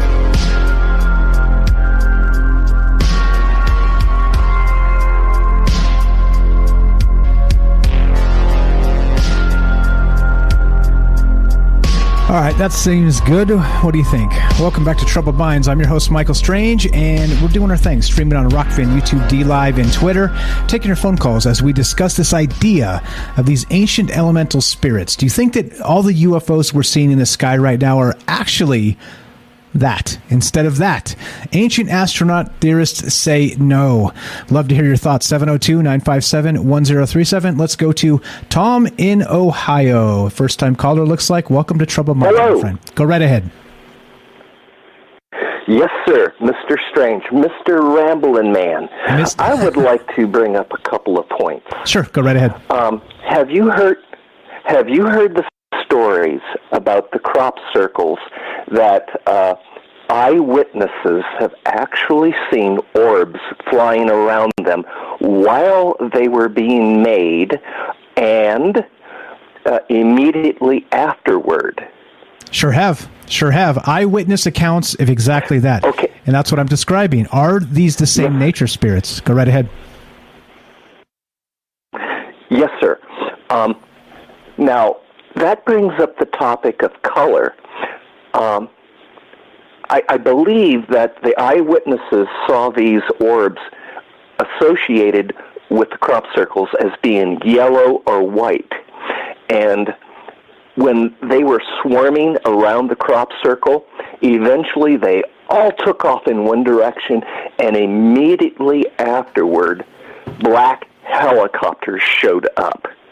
Now, that tells me that, I don't know what to call it, the industrial military complex, whatever, they have a means of detecting these, and they either want to investigate them or they want to chase them away. Now, that's a rather profound statement. I think so, meaning that they either think they're a threat or they think they're a threat, right? I mean, so if they weren't in any capacity whatsoever going to do anything, let's say in terms of maybe raising consciousness for people, even in terms of that would be a threat to a government at large, would it not? And so in some terms, I get that. I don't know. What's your theory there? My theory is that there's different levels of what we would call quote-unquote government.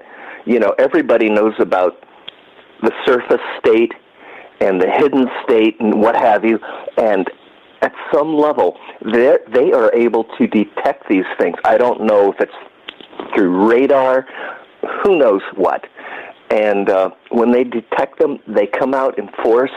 They've got special helicopters with unbelievable sensory equipment. Who knows? Different light spectrum, sound spectrum, and they're chasing these things. They're trying to see what they're doing and what they're trying to communicate. But the point is, I'm going to switch over a little bit. Like I said, most of the eyewitnesses, they report those orbs associated with crop circles with white and yellow. Now, if you go to Skinwalker Ranch, there's orbs there that people feel are tricksters or even anti-human, and they tend to be blue. And I think there's a reflection of the orb's emotions in the color. If they come across as being blue, they might mess you up. They might do something that you don't like. But these other ones, the white ones and the yellow ones, for whatever reason, they seem to, let's make a beautiful crop circle. It's not just a beautiful crop circle. There is a message in the crop circles. I think that the white and yellow orbs are not just observing the crop circles. I think they are a part of the making process. Okay. Making what? The crop circles themselves? The crop circles. Okay. Yes, I have heard this. So the story I heard regarding this was from a traveler in England, actually, because they have this thing in England, United Kingdom, called it's crop circle season, right? And so you get where these crops are like kind of ready to be just before harvest time, late summer, and it's called crop circle season because that's when they appear the most. So people go out there; it's become like a very big tourist type of industry. But there are particular areas where they describe eyewitness accounts of exactly what you're describing here, where these sort of orbs even come out of the earth. They spin around, they do circles, they whiz by people's heads, and then they're creating these crop circles. And some people have speculated that it is the earth itself trying to communicate with people through maybe these nature spirits. What's your take on that? Well, I have never been to university. All I can tell you is that I have been an astute observer of comparative religions for all my life. And there are very early, let's call them Christians, who came out of the mystery religions. And they felt that the earth was alive, and they called her Sophia. Yes. In America, we would say Sophia. Sophia. You're talking about... And the New Age people would say Gaia. Gaia. You're talking about the Gnostics. I am of the personal opinion. What? You're talking about the Gnostics. Sorry, go ahead. Sorry to interrupt you. Yes, sir. Yes, sir. Thank you. And personally, in my heart of hearts, I feel the same way, that the earth is alive, and she and we are playing a very beautiful and delicate dance. And we have got to try to protect our earth and at the same time to prosper. There's nothing wrong with human beings trying to prosper. Every animal on this planet, fox, deer, squirrel, groundhogs, we all fight for the same things. Territory, breeding rights, a nice warm home. Why should human beings be any different? We're not. We're all united in this struggle. But we don't want to be like an overpopulation of rabbits in Australia. We want to make sure everything gets fat and sassy. That's the phrase I use. There's more than enough for everyone. We're practically living in the Garden of Eden, but we can't see it. Okay? Yeah. And some of these nature spirits, they've been here for a long time. Who knows how long? Maybe before the dinosaurs. Maybe they are the watchers. Some watchers fell, but some didn't. Okay? Some are still guarding the planet. And some, they just want to bring everything down. They would love to make the earth like a desert planet. But you know what? Thank God He's put people on the earth with good hearts and good souls who will stand up and say, no, and no more. This is as far as it goes. Amen to that. Amen to that. We just had a show not too long ago regarding the Watchers. I didn't even think to connect the two, but it seems like maybe you're onto something here. Maybe there is a connection. Let me ask you, Tom, where did you find our show?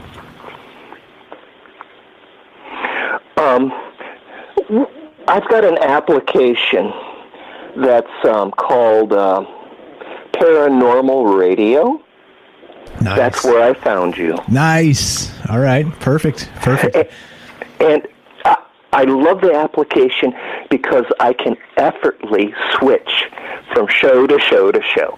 You know what I mean? Yeah, totally. Okay, cool. I just checked because when we get a brand new caller, I'm curious what's working out there. So I appreciate it so much. Brilliant stuff from you tonight. What else you got for us while we got you on the phone? Oh, Mr. Ramblin' Man, Mr. Strange. That's all I had to say, and I'm getting kind of tired. Here in Ohio, it's late at night, and I think I'll just kind of take a nap. Perfect. We got people in the chat saying, please call in soon. You're welcome anytime, my friend. Thank you for finding us. Thanks for calling in. Pleasure is mine. Have a fantastic night. Sleep well. Thank you, Mr. Strange. Bye-bye. Have a great night. There you go. Tom in Ohio. Easy as that. There you go. Nick in the Mud. I found Troubled Minds on the Paranormal Radio app too. All right. Something's working. That's a good thing. Very, very good thing. That's Tom in Ohio, first-time callers. We've had quite a few first-time callers in the past week, 2 weeks, 3 weeks. It keeps happening. It's a brilliant thing. This is the whole idea, right? This has been the idea. It's been the dream since literally day one of Troubled Minds. Hey, what about we do a thing and then people call and talk about the thing, right? But holy shit, it takes forever to get enough people listening to finally get some phone calls. So, just to let you know, 4 years in April.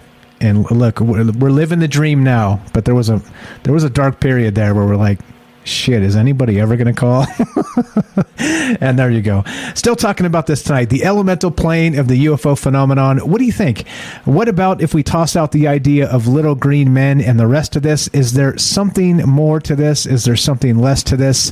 What's going on? You tell me. Primordial nature spirits, elementals. 702-957-1037. Let's go to Matt in California. Welcome to the show, my friend. How are you? Did you see my little alien toys I was holding up on the stream? Yeah. Hey, Mike. What's up, man? Just chilling. I'm going to go get them. Matt was nice enough to bring alien toys for my dog, and these are the toys Matt brought, and she loves the shit out of them. So that's go right ahead, sir. Not to embarrass you. It's amazing stuff. Awesome. I don't need to be. Go right ahead. I just want to call it to add to ramble with some conversation. Right on. Ramble on, my friend. Great.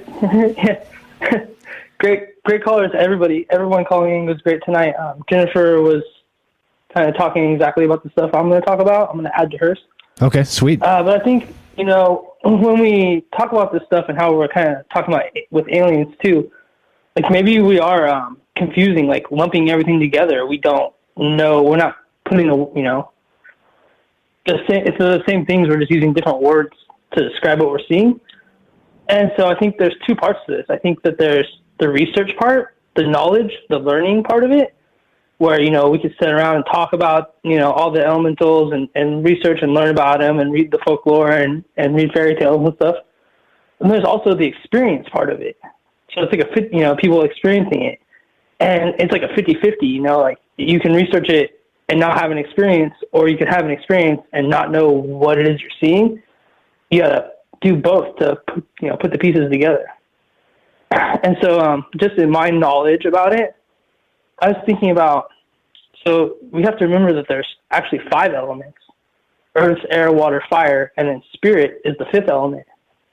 And so if spirit's the 5th element, if there's a spiritual world, the spiritual realm of existence, where our spirits are, then there could be realms, the 4 elemental realms you were kind of talking about, where it's like the base of that element. So like the water, the realm of water, the realm of fire, all that. And then so you can see how it kind of comes through like a lens into our world as like each, we see it in animals. Now all the animals are made up of all the elements. We're all made up of all the elements: earth, air, water, fire, and spirit. But like all the birds would be like air elemental. All the plants would be earth, not elemental, but from that element. The plane of existence, the elemental plane. Right, yeah. Exactly. Yep. So like all the plants could be from the earth realm, all that, etc. And there's also the guardians of the realm, and then there's the watchtowers, which are kind of like a lens that we can see through it. And then there's also like the tools. So the guardians would be like the more like condensed of that element. So for example, these would be like the court cards of the tarot deck, the page, knight, queen, king, would be like for so gnomes and dwarfs would be like the earth elemental guardian. For water, it'd be the undines, which are like mermen. And then for earth, it would be sylphs, which are like a different race of a fairy. And then what was the last one? Would be fire would be salamanders. There's like a salamander in every fire. And then you can break that down, into the tools. So like the tools, and with the tools is different for every, each culture, each tradition has different ways of seeing it. So, there's no really right or wrong answer. That's the way I learned it. You have, the wand will be fire. That's like your passion, your will. The cup would be, hearts would be water, because your emotions flow like water. Then it would be the swords would be air.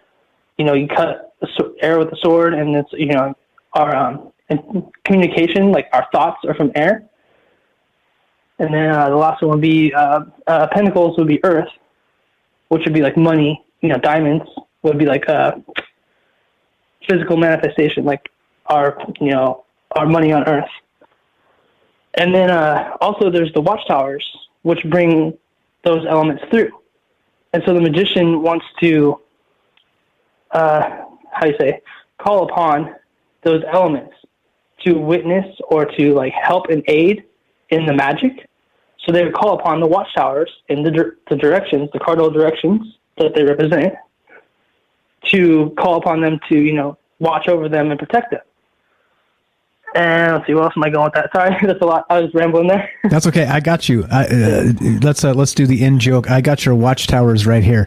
It was actually one of the things I pulled up. I was reading about earlier, and that so typically it goes like this: east equals air, south equals fire, west equals water, north equals earth. The corners of the four cardinal directions are also known as the watchtowers, and it's related. So there you go. So quite literally, Matt, I got your watchtowers right here. Yeah, and there's reasons for that too. And then also the angels are also connected to the elements and the directions. So I thought that was interesting too. I think that what we're seeing is, like, we might not know exactly what it is, so we're kind of like lumping it all together, and then the aliens come into it. But I think that these elementals have been here. They're part of nature, part of the earth. Yeah. Okay. So you think there is something to this? If you're flipping coins and you got to go 51-49, you think it's more likely that these orbs and things we're talking about in the scene are more nature spirit, less alien? You think that's probably how this is? It's hard to explain that, because I do believe in aliens. But as far as like little green men and ships, I don't think that's what it is. I think if these orbs, maybe that, like, they're will-o-wisps. They're basically, it's how I was saying, like, there's the element, there's the realm of the element, and then there's the things that exist in our, on physical realm.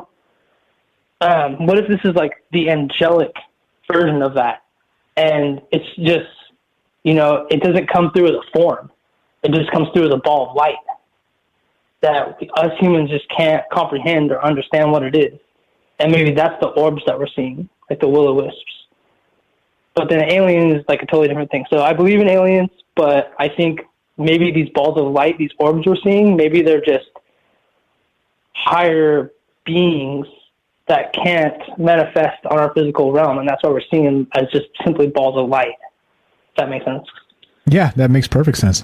And I think the thing too is part of why we do this, you already know, Matt, but we do this in terms of getting together, because I think that our, my opinion is that our human definitions are incredibly sloppy, and it's because we just don't know, right? There's no, like, you can't, go grab a gin by the ear and, throw him or her in a zoo, type of thing. And so that's why we do this, because I think that in terms of, like, you say alien, right? But like Ash was saying last night, like, alien means just, not like us. It means something different is what it means. Foreign, so it could be sort of all encompassing, but then in the same breath, it doesn't have to be like the term alien to most people means little green men, right? but I just don't think it's necessarily that. If I was 5149, flipping coins, etc., I would say that it's probably more of these trickster nature type spirits, right? And the rest of this, because it just makes more sense that it all comes together that way in my mind. Instead of, imagine flying from way the fuck out there in the galaxy to come all the way over here just to like hang out and fuck with us, right? Like, it doesn't make any sense.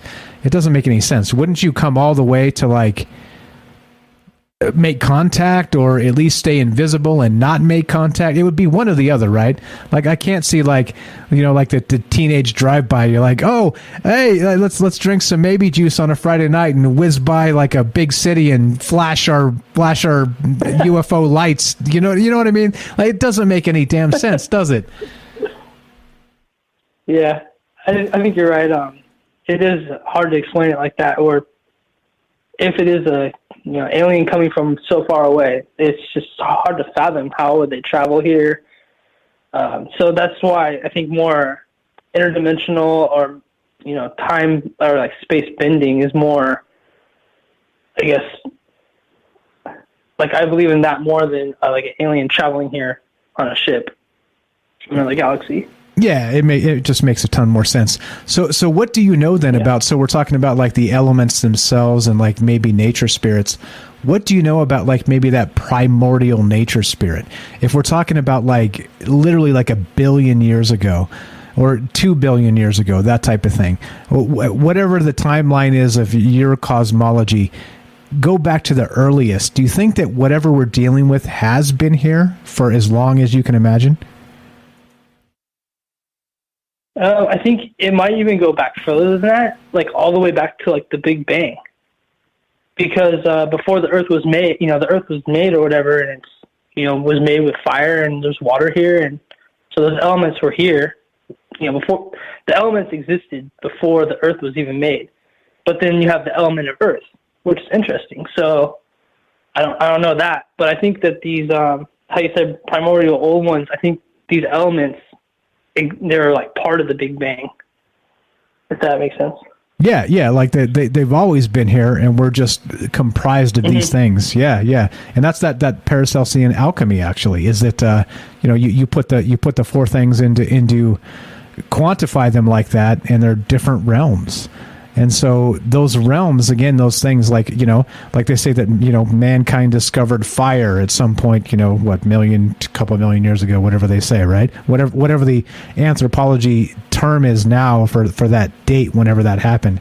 There's actually a mythological date that's a little more foggy, but it's Prometheus, the fire bringer, right? That we didn't find it ourselves. It was brought to us by somebody or something else. It gets wild, doesn't it? But fire was here, Exactly. There was lightning. Exactly. Lightning hit the ground and started a fire, like way before humans, way before dinosaurs, Yep. So fire was already here. Yeah, it should be. I have one more, if I have time. Sure, yeah. Go right ahead. No one behind me? MJ's here, but he just popped on. So, go right ahead. Okay, so just one quick. This is another thing I just wanted to point out that what we're talking about tonight. I'm into like anime. I don't know if you guys are into anime. There's a couple animes I recommend to watch. They're from this guy. I can't say his name. It's Japanese, but it's Studio Ghibli is the director, the people that directed these shows. And 2 animes. The first one's called Princess Mononoke. That's like one of my favorite, like from way back in the day when I was a little kid. I have all the posters and shirts and everything. It's a really good anime. It shows you about, talks about like the primordial, spirits of.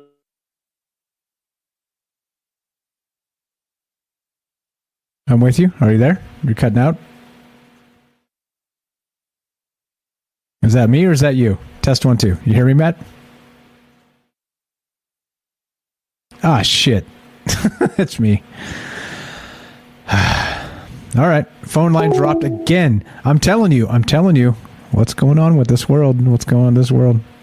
Matt thinks I stopped talking to him. I'm going to call it back. Thank you for calling Troubled Minds. Caller ID authorized as a host. Welcome, host. You are now in the host room and can manage your callers from the call-in studio web interface. All right, Audio Matt. recording is on. Dual channel. Okay, Matt. The phone line disconnected right as you were talking about Princess Mononoke. Go right ahead, sir. I'm sorry about that. Sorry, man. I had that feeling that was going to happen. Yeah, right? They're on to us, I tell you what. Okay, Princess Mononoke is an anime about all the animals have their own god. Like there's the god of this, the god of every animal, and as mankind builds cities and encroaches upon the forest, those gods get weaker and weaker, and they become mortal and they die. So all the old gods are dead. And there's that, and then there's another movie he made called Spirited Away. That one's pretty good too. And that movie's about it's like a bathhouse for spirits. So like if a spirit was like trashed by garbage or trashed by man pollution, the spirit can go to this bathhouse and get cleaned, and come back as a clean, fresh spirit. And those stories, that one in particular about the bathhouse, these are based on the artist, the director. They're based on like true stories that he's experienced. And so he was like, one day, like he went, they had a thing. They wanted to clean this river. This river was really gross.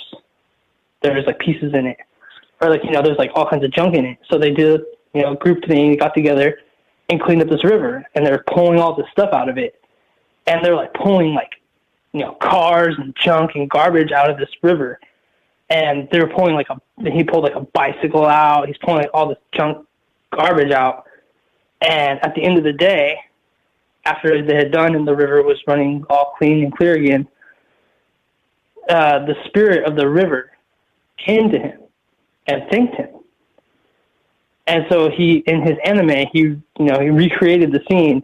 And so in the anime, in this bathhouse, they're cleaning this river spirit. It's like this, mucky, gooey, ugly-looking spirit, and they're cleaning it. They're taking all this garbage out of it, and they, pull a bike out of it. They pull, all the junk out of it, and then at the end, the spirit is clean, and it's, able to go back to the world and be like a healthy part of the earth again. It's pretty cool. Yeah, sounds good. Sounds great. Can you do me a favor and link that stuff in Discord when you get a chance? No hurry, of course. Yeah. I appreciate it. That's where Princess Mononoke is, where those kodamas come from. That's the forest spirits. Gotcha. Okay. I was talking about. All right. Amazing stuff, man. I love it. Matt, I'm a fan. You're the best, brother. All right, guys. Thank you. Good night. Thanks for the phone call. 702. That's Matt in California. Again, I met Matt and his wife, Lacey. They came out. We had dinner. It was fantastic. And I'm not kidding. He brought me this adorable little rocket ship. He brought me some other things too, but my dog is enamored. It's a little rocket ship dog toy with aliens that you stuff in the middle of it, and the dog pulls the aliens out. It's amazing. Thank you to Matt and Lacey for spending your time with me. Thanks for coming out. Thanks for bringing me nice things. It's amazing. And then my dog is chewing the shit out of those aliens. Fantastic call, Matt. Fantastic stuff. Matt's on the game. We're still talking about this, guys. What do you think? The elemental plane of the UFO phenomenon, meaning that, of course, is there a situation here where the lights in the sky or the orbs we see are not like we think, right? Again, maybe the trickster spirit archetype, maybe this primordial something, this spirit, nature spirit, trickster spirit. Are they the same? Are they not with the unsealing, the Sealy quartz, which is a term I just learned tonight. What's up, Jennifer? Thank you. I'm going to look into that as well. But that's the thing, right? This is why we do this together. So I'm one person. I can't know all the things. Well, but like I said, I'm me, you're you, together we're us, and together we know a lot more things. And thank you guys for the amazing phone calls. Thanks for spending your time and energy with us. Let's do it. 702-957-1037. Click the Discord link at troubleminds.org. We got Kelly here, and we got MJ. Both have been waiting for a long time. Let's go to MJ real quick. We can do Kelly and MJ. Let's do them both. Let's go to MJ first. What's up, brother? Go right ahead. You're on Trouble Minds with Mike, and Kelly's here listening as well. Go right ahead, sir. Okay. You're talking about orbs, and I want to tell you two quick stories about, because I've had experiences with a lot of orbs up in the sky or floating around through a forest.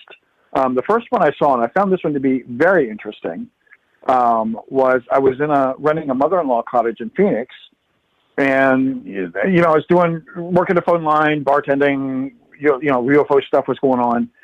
And I was sitting there watching TV, and of course it's just a room, closet, bed, and the kitchen, bathroom. That's about it. So I'm laying in bed watching TV. All of a sudden, to my left, and there was a window on the east side of the building, which had a ficus tree that grew past the window. It covered the window completely. So any light coming from the outside would be distorted. You see the branches and the leaves, shadows. Okay? So I'm sitting there watching TV, and all of a sudden, I see this black rectangular block in the air just left of the window, far enough away you could see it. All of a sudden, this blue orb comes flying through past the window, and then there's another rectangular black block in the air, and it went into it, right? And I'm just like, okay. You're sitting there watching it.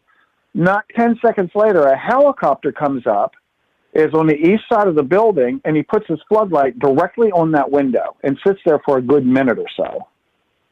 And I'm like, all right, years later, I start thinking about it.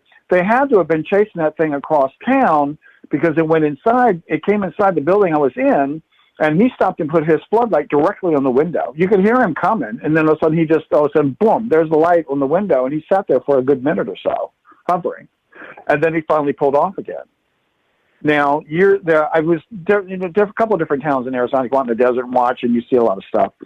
And this one particular town is very extremely active. So back in 2009, I went back up there again just to get away from the city, go sit in the rocks during the day, hang out.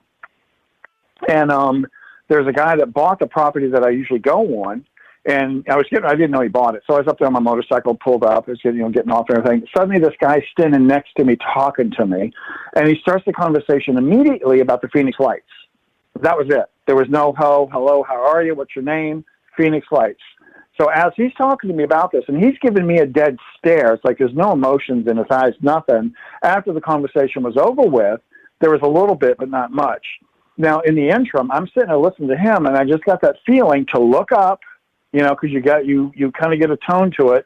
And I looked at, as I started backing up, and I was underneath a tree, so I kind of looked up slightly to my left. I could see an orange orb. And I looked at him really slow, and I didn't want to, throughout the recognition that I'd seen it.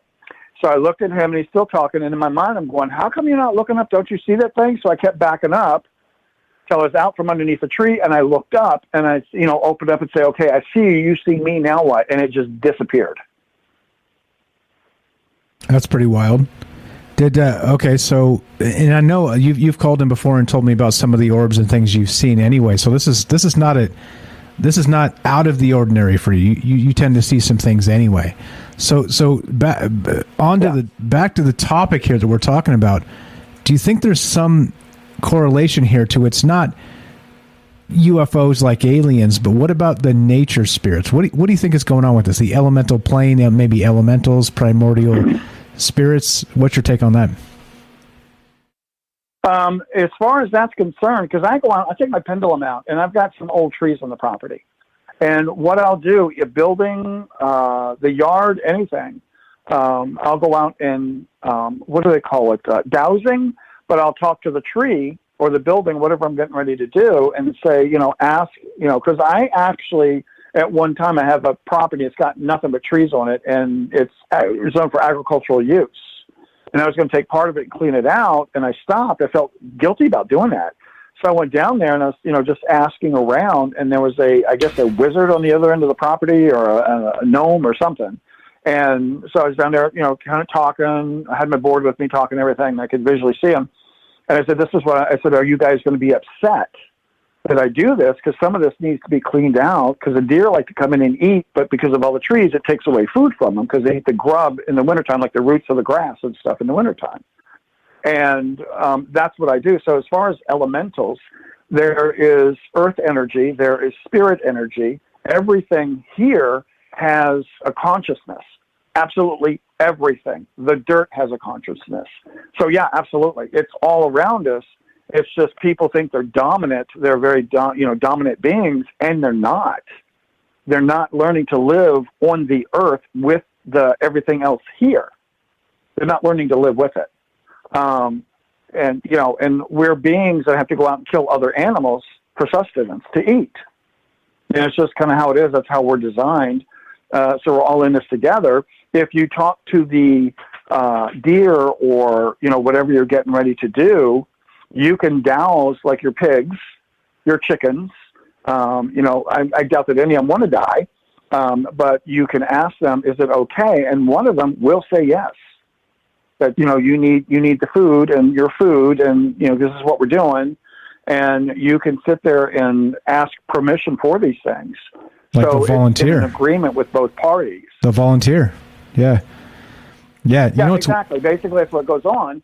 And the thing is, what the elementals realize is life goes on with or without them. It's like a cedar tree is a cedar tree. You cut it down, it's put out seeds for the next year, so more cedar trees come up. So their spirit lives through the other trees. So the animals know their spirit lives through other pigs or other deers, other birds, this type of thing. So they're not, they don't like death, but they know death is coming. So they're not, it doesn't bother them. They see that differently. Humans are the only breed of animal on this planet who want to live forever. They don't get that they move on. We're actually the dumbest. Hey, speak for yourself. Damn it, MJ, speak for yourself. You're the best, bro. You're the best. I appreciate the phone call. We got Kelly behind you. He's been waiting for a long time, too. Give us your final thought here. So you think there is some sort of maybe, let's say, elemental spirits have been here long before us? Oh, God, yeah. They're well established. That's why they understand life the way they understand it. We've not reached that yet.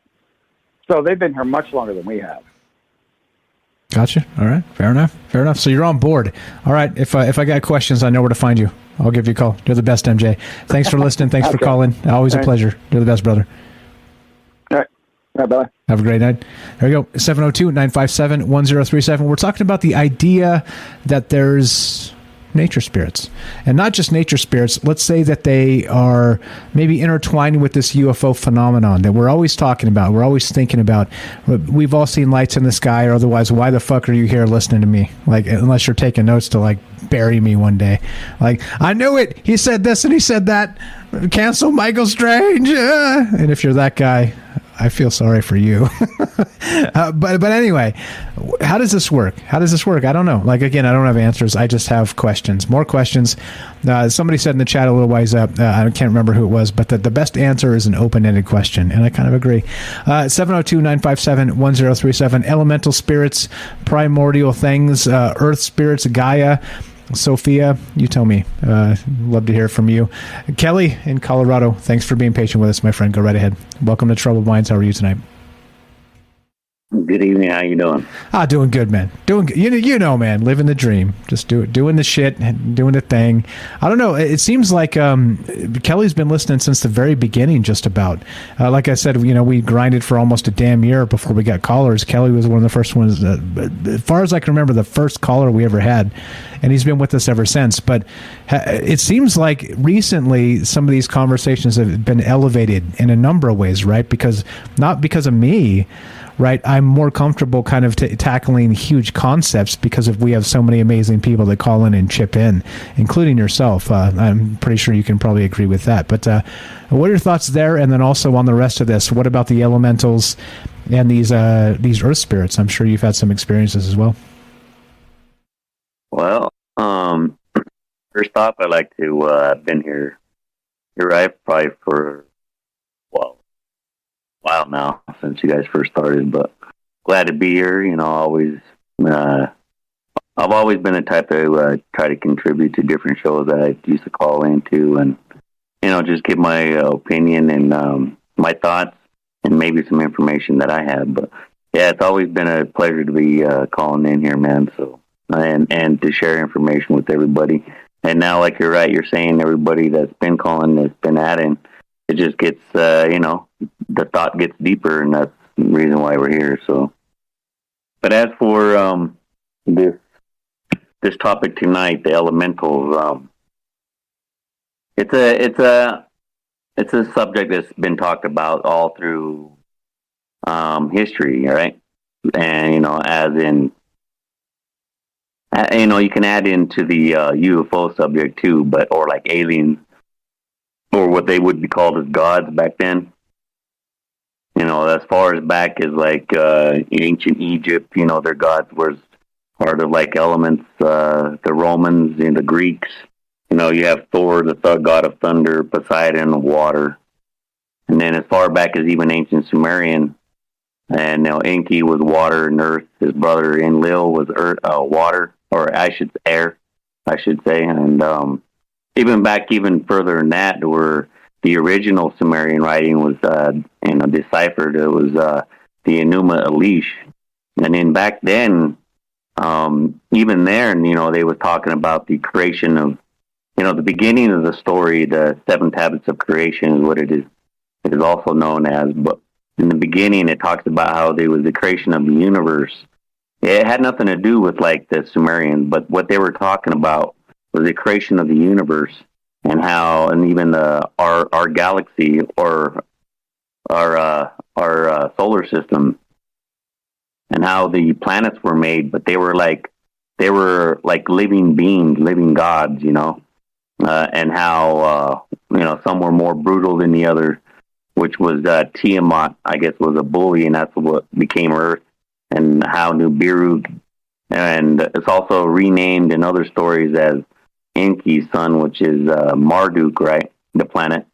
They battled, but what was interesting is they talk about how they used the elements, the 2 whirlwinds, there, or the it was like tornadoes or something. They used the wind that shot out from, these storms that shot out from Nibiru, and then it shot a lightning rod.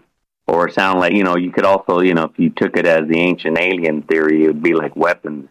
But it talks about it shot a lightning rod and it split, the innards of like a laser beam or something, like split the planet of Tiamat in half, which is, now Earth, or Ki back then. But they use all the elements, and that's how it was talking about. It was talking about the planetary systems as gods. And that you could talk about, like, with, everything that goes with it, just like you guys were all talking about earlier, was, the elements of, and, all directionals and stuff like that, and then later on, it's going out to, even through, like, other native cultures, right, from the North American Indian, South American, Native American Indians here, and, down in, India, or Buddhism and stuff like that, or Hinduism, they all talk about, being kind to the earth, the elements, using them, that's why, in my native culture, that's why, Mother Earth, if you're not kind to these things, that's where, I was kind of taught, too, was when they were talking about, are they tricking us, and I believe that it's not that, it's just that it's how we treat, these elements as well. It'll be polluting the waters, kind of like what, what's his name from California was talking, Mike, I think, what was Matt.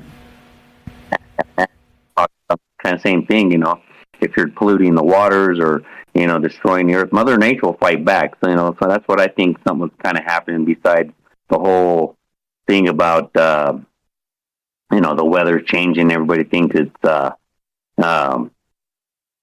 what are they calling now? I'm a little tired right now, but yeah. Join the club. What? Climate change. Climate change. Hey, you're cutting out. Get close, or do what you got to do. You're cutting out a little bit. Pretty please. What about now? A little better. Try again. Right about now. Keep talking. It might be an internet hiccup. It's still okay. Happening. So how about that? Is that better? Better. Go ahead. Yeah, well, it's just like how, they're saying with climate change, I believe that, these elements, especially Mother Earth, and that covers everything, air, water, earth, fire, and, all those elements were the beginning of creation. If we're talking like, even coming out of, how planets and, and moons and everything being created is being shot out. That's the fire, the elements there, So it could be, but as for putting it as instead of UFOs, there's some there's some things, atmospheric conditions or earth conditions. It could be where some of these elements are, clashing. Because when earthquake happens, they see these lights or whatever. There's like those lights in Norway. I seen that too, and I was going to bring that up, but I couldn't remember. I was trying to find it, but I thought it was something a little different when you were talking about it. But and then you have like the triangles, or triangles along the planet where things disappear. Ships. The Bermuda Triangle. You have the Dragon Triangle over in the Asian waters over there. I've been a lot of waters on a lot of on this planet. It's interesting to watch some of that too, because how the water changes and everything too. The oceans are all different colors. That's what's crazy about it.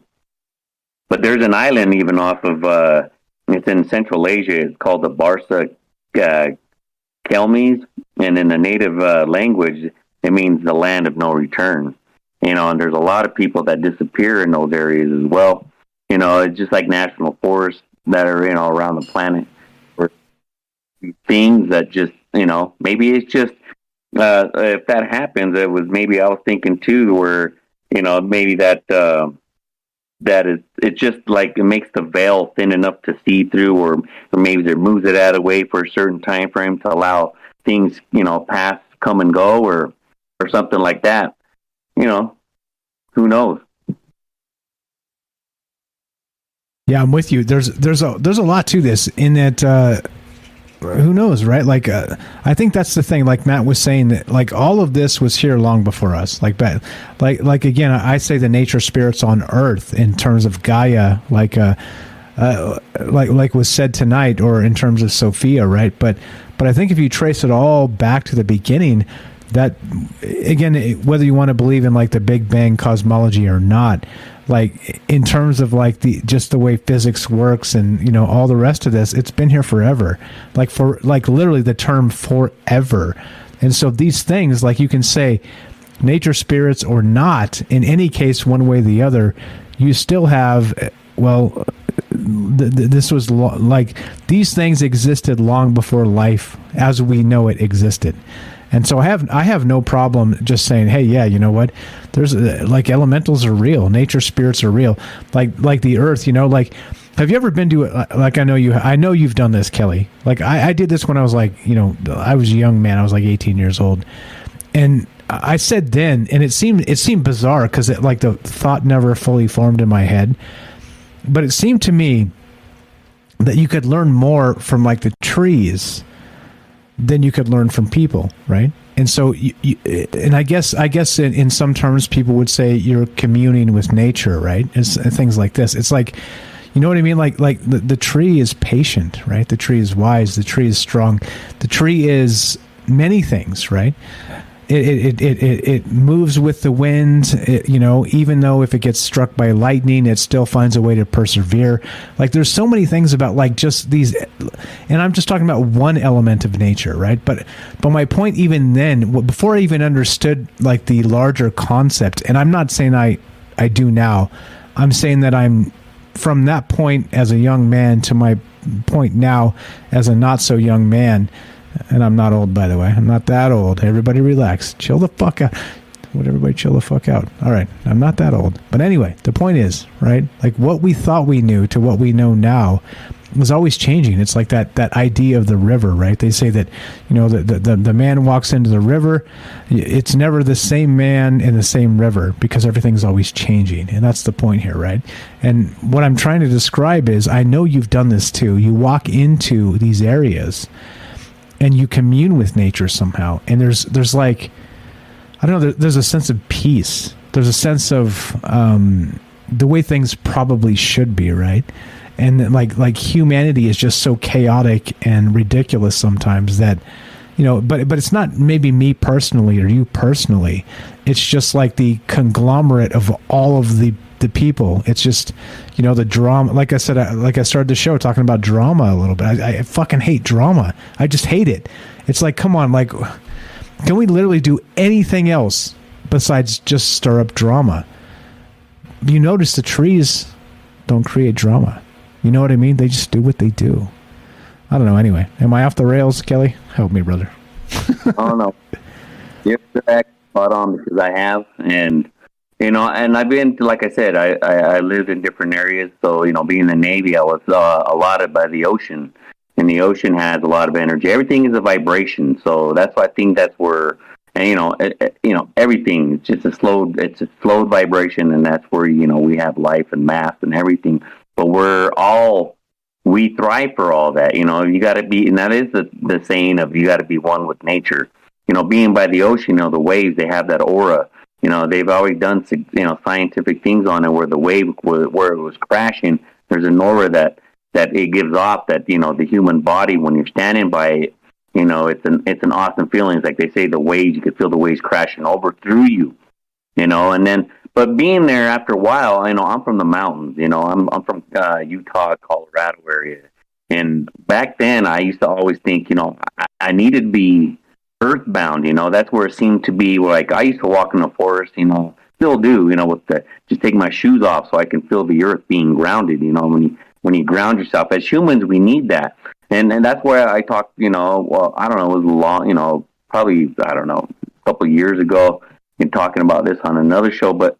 Yeah, they trained. I believe that that's the whole thing. Nowadays they want everything for a human being to be out of touch with nature. The whole grounding effect, the whole being in nature, being in trees, walking around in there, it'll calm you. It's one of those things. We're an animal of this planet, so we would have. That's why to be commune with nature is the best thing for anything actually for the human body. So that's why I felt like I come in here. And the most awesomest feeling when I ever felt in any kind of mountainous area and stuff like that is the very first time I went to Alaska. And I moved there. My brother was already there, and they took me out on river rafting on this river, the Kenai River. But being there, everybody had their poles in. It was just me, my brother, and his father-in-law at the time. We were doing the last run, all the way down to try to catch more fish. But I sat there, and my brother is telling me, "Hey, man, you gonna throw the pole in or what?" And I'm looking around though, and I told them too, and I was like, you know what? What's so weird is like I could feel the air on my skin, just being there, and how the colors of different green and the water, because the water is melted glacier water, and so that feeling right there was. I don't know. It was like being all in one nature and feeling all elements at the same time because, the water is splashing lightly. It's got it's like a mist off the river. It was kind of like early in the morning or late at night. It's coming in the evening time, and you have all that feeling and it's all a big rush, man. And I couldn't even, I just sat there and I actually had them standing around looking at, because they had been there for a while. And his father-in-law said, "You know what, Kelly, that's kind of crazy that you said that because after living here for a while you kind of you miss it. Forget you miss it. Hey, there's a term, Kelly, it's called missing the forest for the trees, right? You walk into the forest itself is like a huge gigantic thing, right? But what you see, right, what we choose to see is like an individual tree, and it goes both ways, right? Philosophically, it's like, so you miss the forest for the trees. So which is it, right? So what is your focus on? The fact that there's a tree in front of you and it's just a tree, you shrug your shoulders, or there's a river in front of you, you shrug your shoulders, right? But what about the forest for the trees? So it's not just that, it's like this entire ecosystem of life. I mean, and my God, we forget, like, you know what I mean? We forget. Like again, back to Star Wars and stuff. We were talking a little bit about it last night, but the Force, right? Like all that energy, dude. It's all energy. Like I said, the tree is wise and slow and drama free, and it can teach us everything we need to know about life, in my opinion. Right? Like the tree, it's simple, but also, by the way, it's robust and it's part of an ecosystem of a larger group of trees known as the forest. It's wild, man. I'm with you. Like it's easy to get caught up and miss the magic that's around us because holy fuck, the magic that's around us, right, man? It's like you just got to pay attention. You just got to open your eyes and open your ears, like open your thoughts and just like realize, like look around and see. It's all a miracle, bro. This is all just like holy shit, right? Kind of like what Matt was talking about too. It is, Then he got into, with like those Japanimations, But I was kind of thinking more like The Last Airbender, that was kind of like how each village had their own ability to, bend air, earth, fire, wind.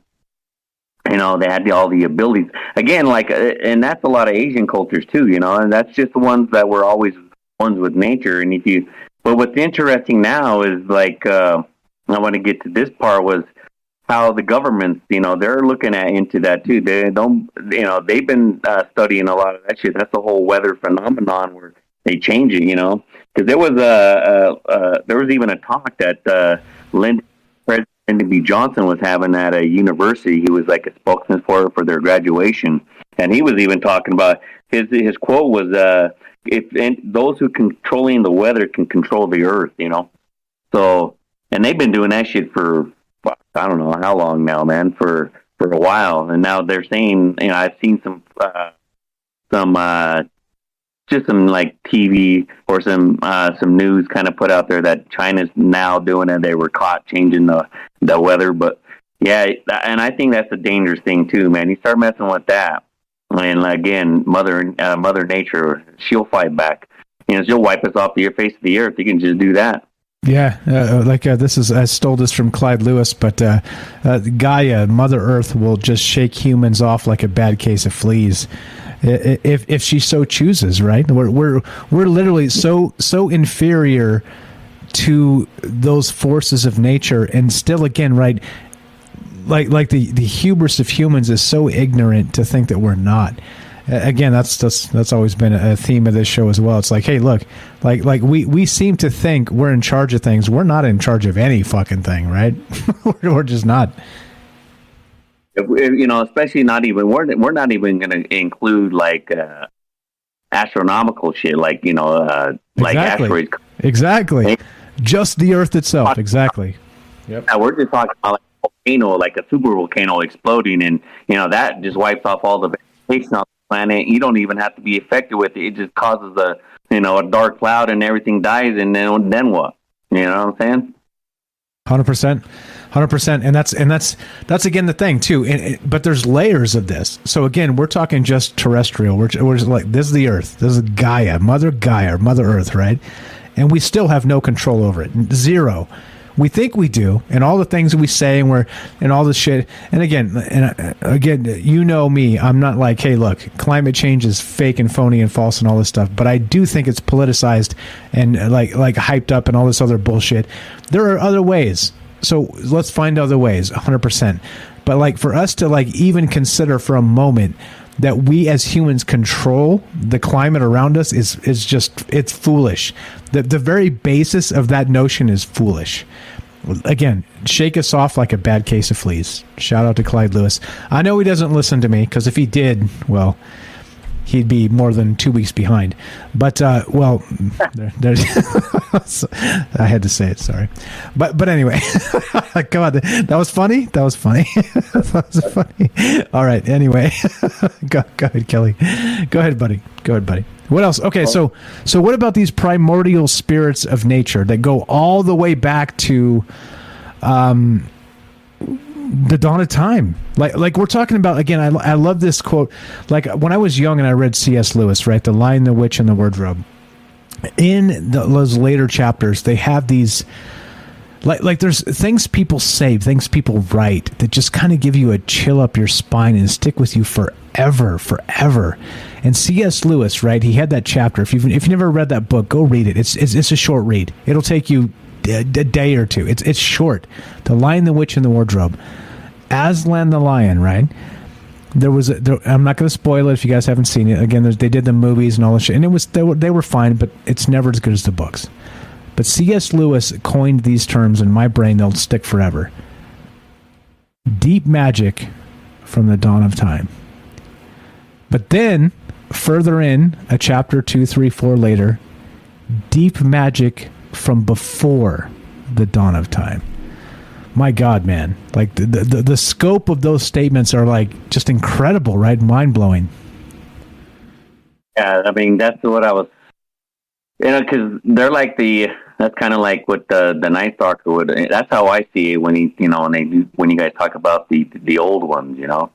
Like these are, and there's a lot of some shows that are actually do that. Where they go back to the original gods are like elements. Fire, water, all that stuff. And that's been. I believe if you're talking about the total creation of the universe, that would have to be. You would have to include that too, because those are actually what gives life. And that's what pushes it, grows it. Even if you're in the dark, it helps grow. It gives you nourishment, everything. So again, for me, I've always wanted to be one with nature.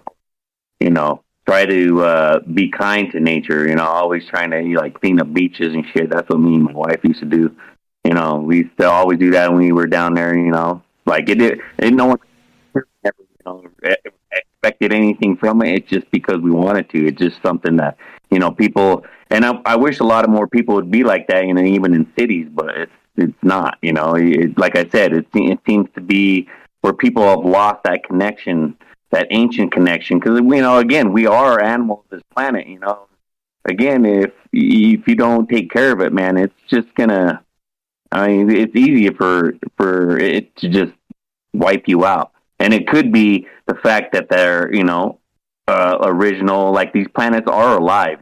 Obviously, every planet is alive. They're given their own sound. They make their own sounds. They move. Everything that's on it is because of it. Yeah, man. These ancient ones, they've been around since the beginning.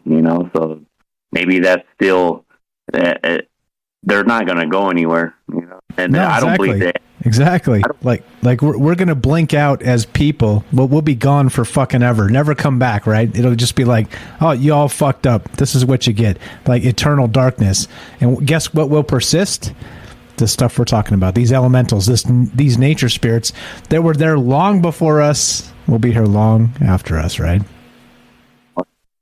Or they'll move on too. It's not that be just part of this planet. I'm pretty sure every planet's got something like that too. It's just the creation, the whole creation story of, that. If you ever had a chance to read that one too, that's a good one. All you have to do is just Google it, and it's, the Enuma Elish. They break it down in English, and each tablet, they're long. They're not real long. It's like more like it's the original story of creation of the universe, and then it goes into the story, right? But man, some of that stuff, it's just to reading it, it's like, man, at first when I was reading it, like the Lost Book of Yankee, I thought, what the hell, man? It sounds like gods watching gods, other gods, like these nature gods, or these these elemental elements, or gods, whatever you want to call them. They're being created, and someone's writing it down. Like being the person to write this information down as it's happening throughout time. That's what's crazy about it. It's an interesting read, man. It's like I said, it kind of blew my mind. I was like, man, this is like talking like the old gods from the beginning, or like the original. It's like the original creator of creators, It's like they all come together, because they have to all come together to, that's how you get fire, earth, wind, everything, Yeah, no, exactly, and that's exactly what this is all about. I mean, I think my bad, unfortunately, right? So I'm so let's say this is a funny term. I'm so climatized by the media and their misrepresentation of climate that I don't talk about, me personally on this show. I don't talk about this enough, and I should talk about it more. Is that we are part of that nature, in tune with that nature. We are nature.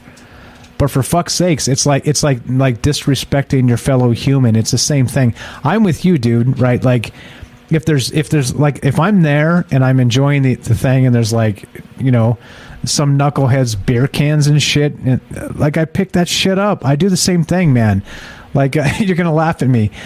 Before the show, like a couple hours before the show, I had some errands to run. I was out, and I hit the grocery store and I grabbed some beer. Again, my only vice. I don't do anything else. I literally don't smoke anything.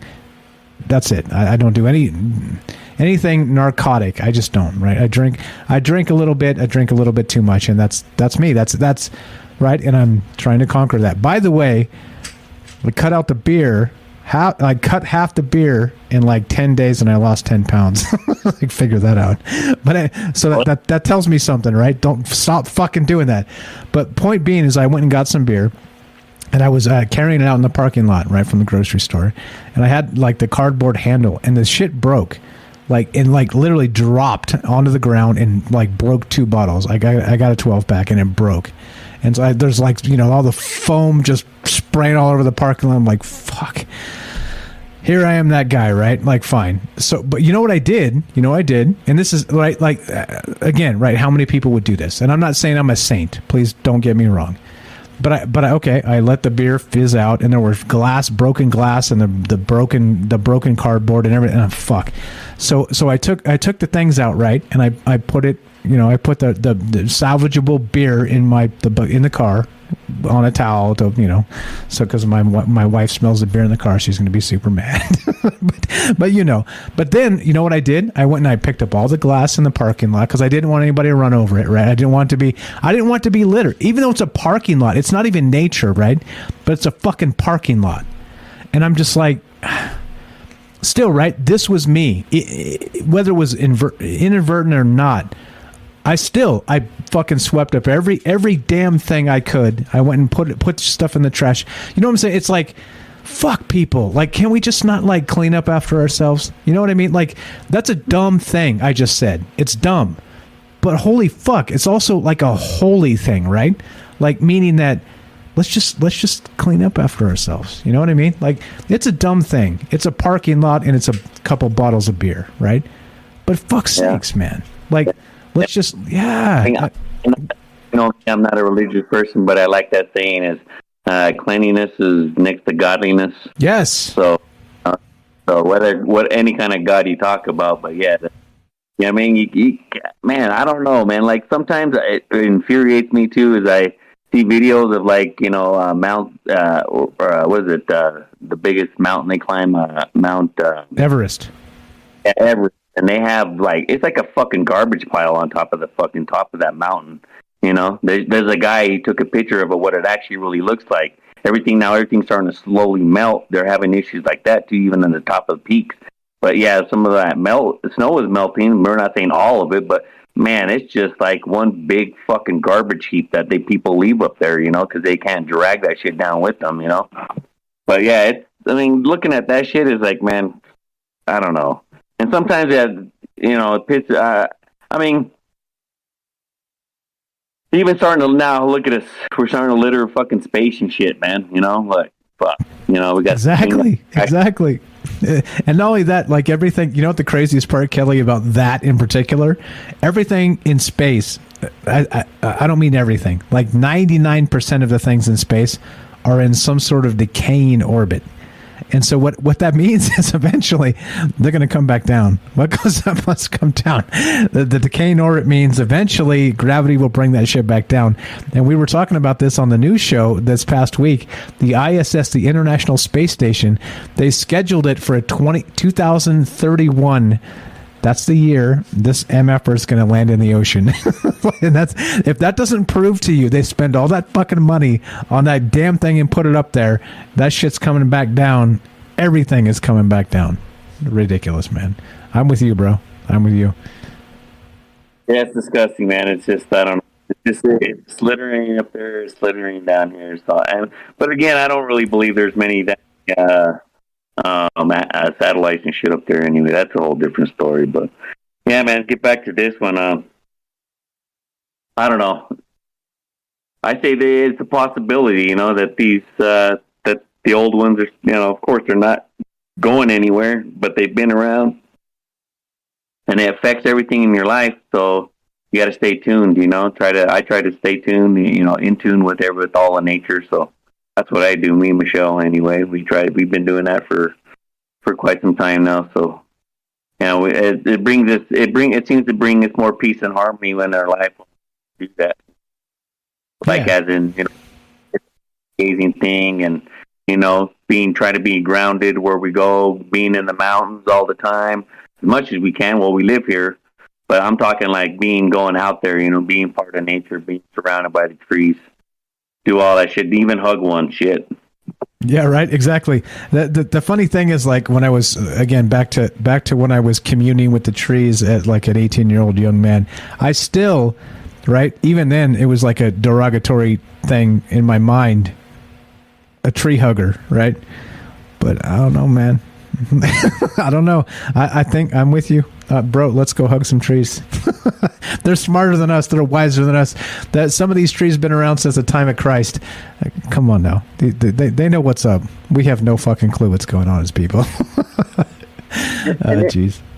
Everything on this planet has got every disease has got a cure, and it's from the planet, animals, sea creatures, whatever. They're using like blood of different crab shell, right? Or there's like plants, roots, everything you have, like drug abuse or everything you have. I'm pretty sure there's something in nature that's going to take care of it. But they always, again, that's the whole thing I was talking about earlier. When they want us, disconnected, they want shit nowadays of drugs. It doesn't even come from like poppy plants, like for pain medicine. Now they got all that fentanyl that's chemically made. Man, they want everything.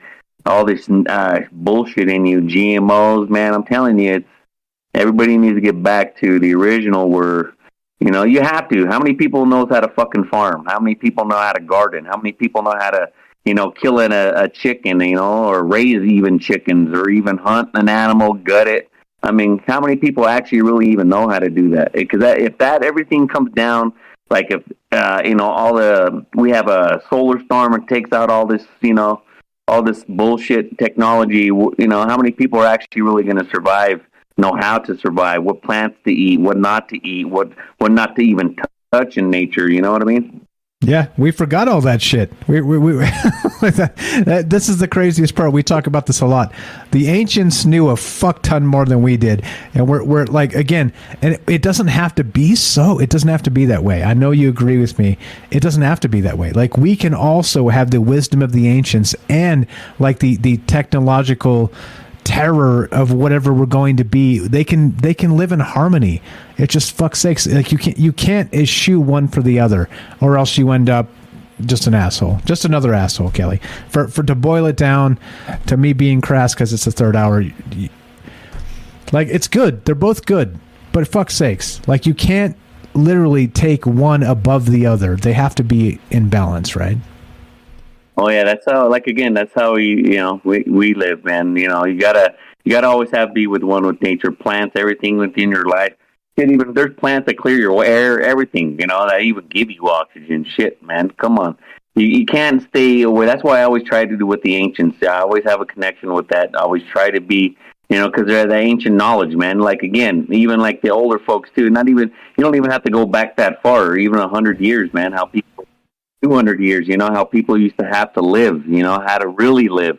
And that knowledge of tens of thousands, even millennia of knowledge being passed down of how humans had. I mean, it's like they made a meme about it, like, give a, cheers to the people that ate all the fucking vegetables and know that which one killed,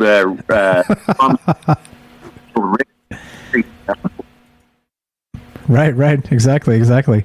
But exactly, because they did it. That's how they did it. They found out the hard way, the long hard way, right? Somebody ate something and died, and they were like, "That's a bad one. That's a bad. Don't do that again. That was bad." But that's how we know, right? That's how we fucking know. Ancient knowledge, man. You can't fucking forget that. Exactly right. Kelly, you're the best. I appreciate it, my friend. Final thought here: elemental plane. Yeah, UFOs. Yeah. If you got a 5149, is it little green men, or is it nature spirits?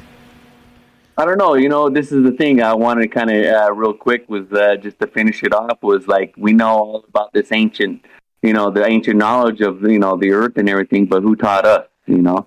There's got to be, that knowledge has got to be passed down, especially the extreme knowledge that these ancients had, you know? I'm talking like the buildings that they built, you know, the extreme knowledge of planets and, you know, when to do this and when to do that. And yes, it took millennia, but there's times where if you look back in the ancients, man, that's the whole ancient astronaut theory is who the hell taught us all that shit? Trigonometry, you know, governing, fucking everything, man. That shit has been passed down from somebody. And especially the ancient knowledge, too, because that's where they thought it was magic, and it is magic. You add that all, you know, the elements with it, and that, you know, that you can work with, you know, and then add that to your repertoire, I'm pretty sure you'd be a very powerful person. Which we are, but that all that knowledge is being expressed or it's been hidden from us. So, amen to that, brother. Amen. Kelly, you were the best. Kelly in Colorado, a longtime friend of the show, a very good friend of mine. Say hi to Michelle for us. Thank you guys for listening. Thanks so much for participating. You're the best, brother. Always the best to you and your family. We'll catch you soon. Have a great night, bro. Man, you too, man. Have a good one. Thanks a lot. There you go. All right, let's wrap this up. Quick shout out to Robert O over on Rockfan as well. He found us from Facebook. He was. I remember you, Robert. I remember you. Look, this is the thing, right? As long as you guys don't change your names in the chat and like, you know, change your like pictures, your avatars and shit, I remember you. I've got a very good visual memory, but the second you start switching the shit up on me, I get all fucked up. Don't do that. You want to remember you, just leave your name, you know, mostly the same, or tell me you changed it, and you know it'll fucking click. But like if everybody's all just change their names all the time, I don't know who the fuck is who. What can I do? I'm one guy. I can't have spreadsheets and anyway. Point is, what's up, Robert? I see you there, buddy. Thanks for finding us from Facebook. I remember you from Facebook in the old days. I hope you're well, and thanks for finding us. Let's get the hell out of here. All right. The thing is this, guys. As we finish, you guys know how this works. I don't fucking know. I mean, I don't fucking know. I wish I knew, but I don't fucking know, right? I have a hunch. And so sometimes the hunch is good enough. And the human intuition is a lot more powerful than we give it credit for. And that's the point here. It's, again, like I said, there's so many points of troubled minds, and it's just, it's difficult to sum up. And so this is what I mean, right? So like if you show up for 15 minutes and think you know what I'm made of, you got another thing coming, right? Like you do. Like you need to listen for a little while, because I got a lot of things in my head and I got a lot of things coming out of my mouth. And I am a rambler. But also tell me, by the way, for the haters out there, the people that are like, this motherfucker rambles too much. Explain to me how you tune into a talk show. Not a like a 20-minute like sanitized podcast read from a fucking script. But how do you tune into a live radio talk show and then bitch and moan that the guy talks? Can somebody explain that to me? Okay, right? Like, check it out. To all the haters, let me know when your podcast comes out and I'll review it myself. That's all I gotta say. Let's get the fuck out of here. You guys are the best. Thanks again to all the amazing callers. Thanks to all the folks in the chat. Thanks to everybody on the podcast feed. I see you out there. We are literally, this shit is growing incredibly. It's not quite the snowball down the hill, but there's like it's topping. It's topping the mountain. Pressing the mountain up the mountain has happened. And so at some point, this shit is going to just fucking go boom down the goddamn mountain. And that's what this is about. Thank you guys again. Literally 100%, I promise you, none of this happens without all of you. None of this happens.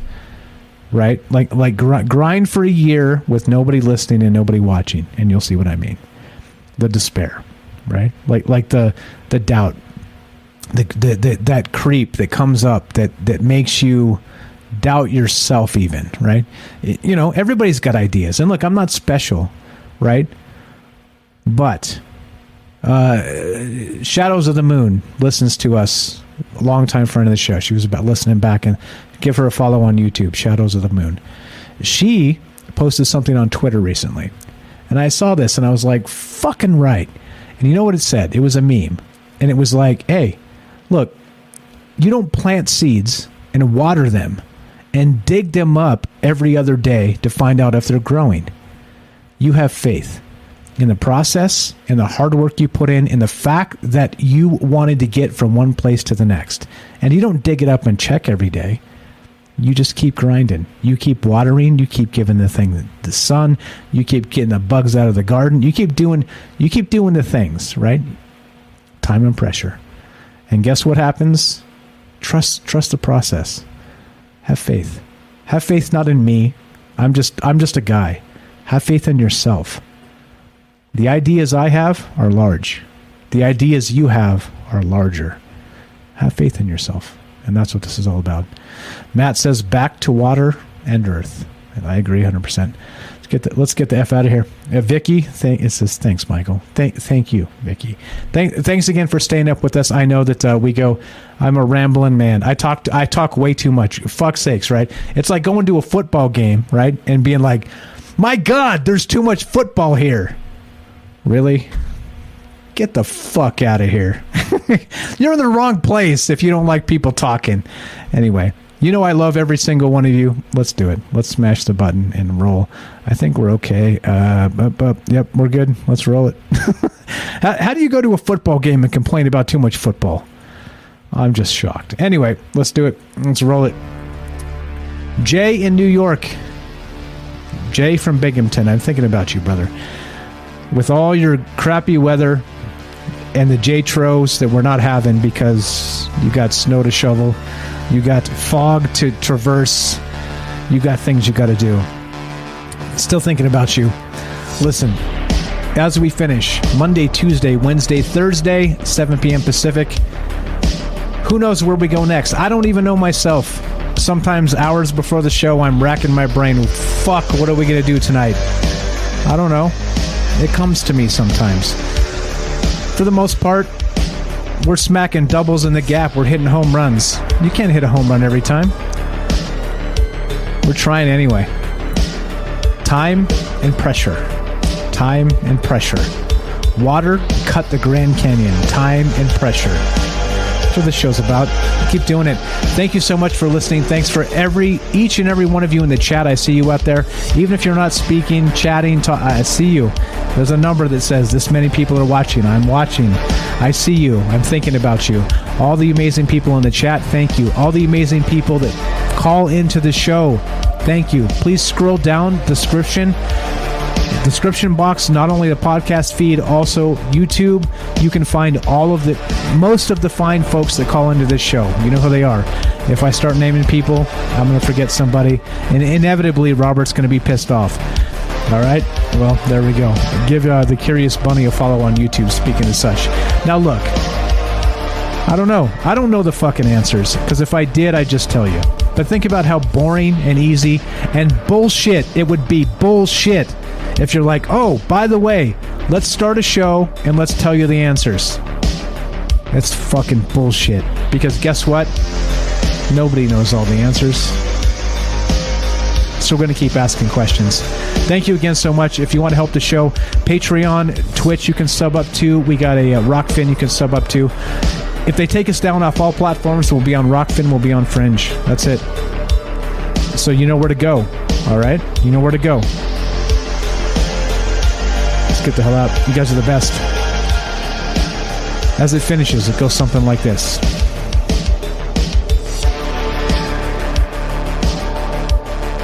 One more thing. If you want to help us out and don't want to spend money, listen to the podcast feed. Spotify, iTunes, Podcast Addict, wherever you get your podcast from, that helps as well, which is booming. It's booming. It's booming. It's unbelievable how many things are happening there. So anyway, that's how you can help us out. Just listen. There's ads baked in. I apologize for the ads, but you got to monetize somehow. Check it out. Podcast feed. And then, as we finish, it goes like this. Let's just do it. Let's go to full on.